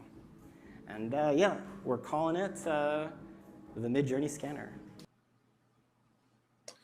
Yes, Midjourney, the AI, the company that lets you generate photos. Yes. So, you know, it's interesting though. The CEO of Midjourney used to be the CTO of Leap Motion. So Okay. I don't know how many people will remember Leap Motion. Leap Motion was a company that made a little thing that sits on your desk that tracked your hand movements, so you could make gestures and do stuff. I'll actually show you the Leap Motion. So the guy's got a background in tech development, like hardware development. So right. Where is it? The actual product. It's like well, this now it does translation, but there it is. Leap Motion controller. So yeah. So you use a standalone controller at a universal VR development mount. So basically you put it on your desk and it has cameras that motion track your hands. So you can manipulate stuff in space on the computer or do gestures. Yeah, it's from years ago. Like it's pretty old. I mean, look at the requirements. Windows 7. True. Intel Phenom or Core Insight i5. So yeah, but yeah, that's why. But yeah, this guy says Midjourney just announced a full body ultrasound. Yep, just read it because it's as crazy as it sounds, as powerful as an MRI and as casual as a trip to the spa. When you put energy into it, it vibrates like a speaker. And when it hears a sound, it makes energy like a microphone. These transducers thus act as both speakers and microphones. We have 8,960 transducers arranged in a grid. Each transducer is 200 microns wide, like a fine grain of sand. They vibrate over 50 nanometers, 10 times smaller than the wavelength of visible light. Like all this tech is really like this tech is cool and the presentation is interesting. I am optimistic but cautious. Cautiously optimistic, you might say. The tech is interesting in the back end, just on the computational stuff. Just because the level of data they're working with, each slice is 40 gig. So right. you need to recombine all those into a 3D model and like render it. I don't like the idea that they're going to exist at like Midjourney spas. But I guess that's easier than going through the FDA process to get these devices certified for medical use. Yeah, like it's like to start off, yes, and then they can still go through the process. Yeah, it's just one of those things that gives me the ick. Because it's like, oh yeah, if you're uber wealthy, it's like this is like the idea is this is a cheaper, faster, like MRI that everybody can have access to, and then what do? You put it in your exclusive spas. Okay, cool, great work. So yes, that's something to keep an eye on. I'm like I said, cautiously optimistic. Yep. Pew Research did put a quiz on our politics, and it revealed something that may be shocking to many of you. 97% of the subreddit is left-leaning. Oh, no. With nearly half being the furthest left the poll counted. Damn. So 48% are furthest left in the poll. Leftward progressives. Liberals across the board, they are among the strongest critics of the US economic system and the Trump administration. So let's see how many what's the unconventional right? So that's left out left, order and opportunity left, tuned out middle. Basically 3% is conservative in any way, in even the mildest way. Mm-hmm. Like the pragmatic and polite right, moderate in tone and on many issues with a small government streak. Fucking Christ. I hope that destroys Reddit. I hope Reddit's like, holy shit, this is not good. No, it won't. Yeah, it won't. Nikita is one of the best things that's happened to this app. Dear Men says, hey, at Nikita Bayer, hello, X support. I received only $79 in ad revenue for this payout period, which seems unusually low considering my account's reach. Please review my earnings calculations and explain why the payout was significantly lower than expected. I would appreciate a detailed clarification. Nikita Bayer says, thanks for flagging this. We reviewed your account and found that you are reposting content word for word from other accounts multiple times a day. Your account has now been demonetized. Let me know if you have any further questions. Nicely and done. Of course, account based in India. Yep. So, and finally, see, doing the midweek show means this show gets this shorter. Thank God. So, Europeans visiting the USA for the World Cup are enjoying the experience. Yeah. Thanks so much. You're welcome. This is one pancake? Yeah, welcome to America. You know, I used to be little like you.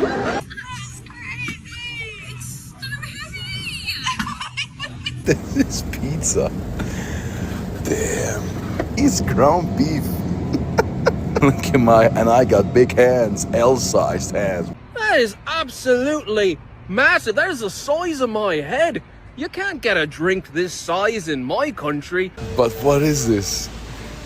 Costco. This is even bigger than Walmart.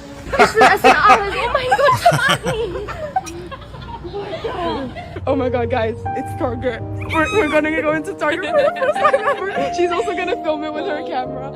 Oh my god. This is dead set the best part of the World Cup. All the Europeans going to America going, wow, this place is amazing. Shopping in America a lot better, honey. We've already got 3 items. We are in America for the first time as Europeans, and they have every flavor. Look, they have big red. What's big red? Oh, there's a big blue as well. We don't know. Come all the way from London for one of these famous sandwiches. Ah, that's unbelievable. What are we going to make you today?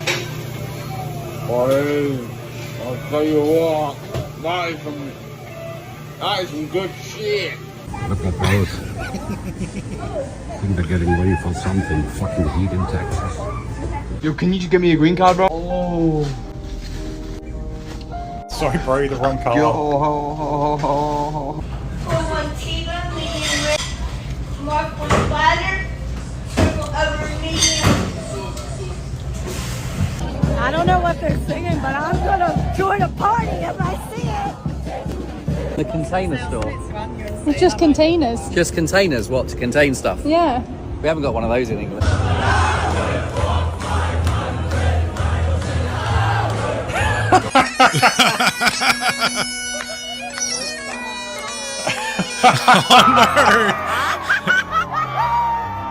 This fucking guy. So yes, I love it. I've been loving seeing those videos. I love the kidnapping, taking to an Anslayer for a giant cinnamon roll. Cinnamon rolls are fucking amazing. I would kill for a fucking Cinnabon. Especially right now. I'm very hungry. And finally, another bit of good news. Jeremy Clarkson has revealed he's in remission after being diagnosed with an aggressive prostate cancer and says he's the world's luckiest man. Yes. Hello, everyone. Now, the more observant among you will have noticed that I'm not dead. And I'm not just not dead, I'm perfectly fine. My eyebrows in particular are looking very lustrous.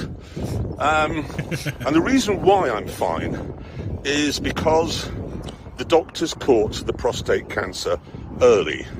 And they caught it early because I got tested. Now, I know a lot of you will say, oh, I don't want to be tested because it means someone will have to put their finger in me, but it's just a blood test these days. And if you go to your doctor and he says, well, I'm not going to test you because you don't have any symptoms and you're not in a high-risk category, just lie. Just lie. Say you have got symptoms. Say that you have to get up 32 times in the night for a wee and that there's some dribbling. Because look, 10, 12,000 people, men, to be honest, men die every year in the UK from prostate cancer. Yeah. Don't be one of them. Get tested.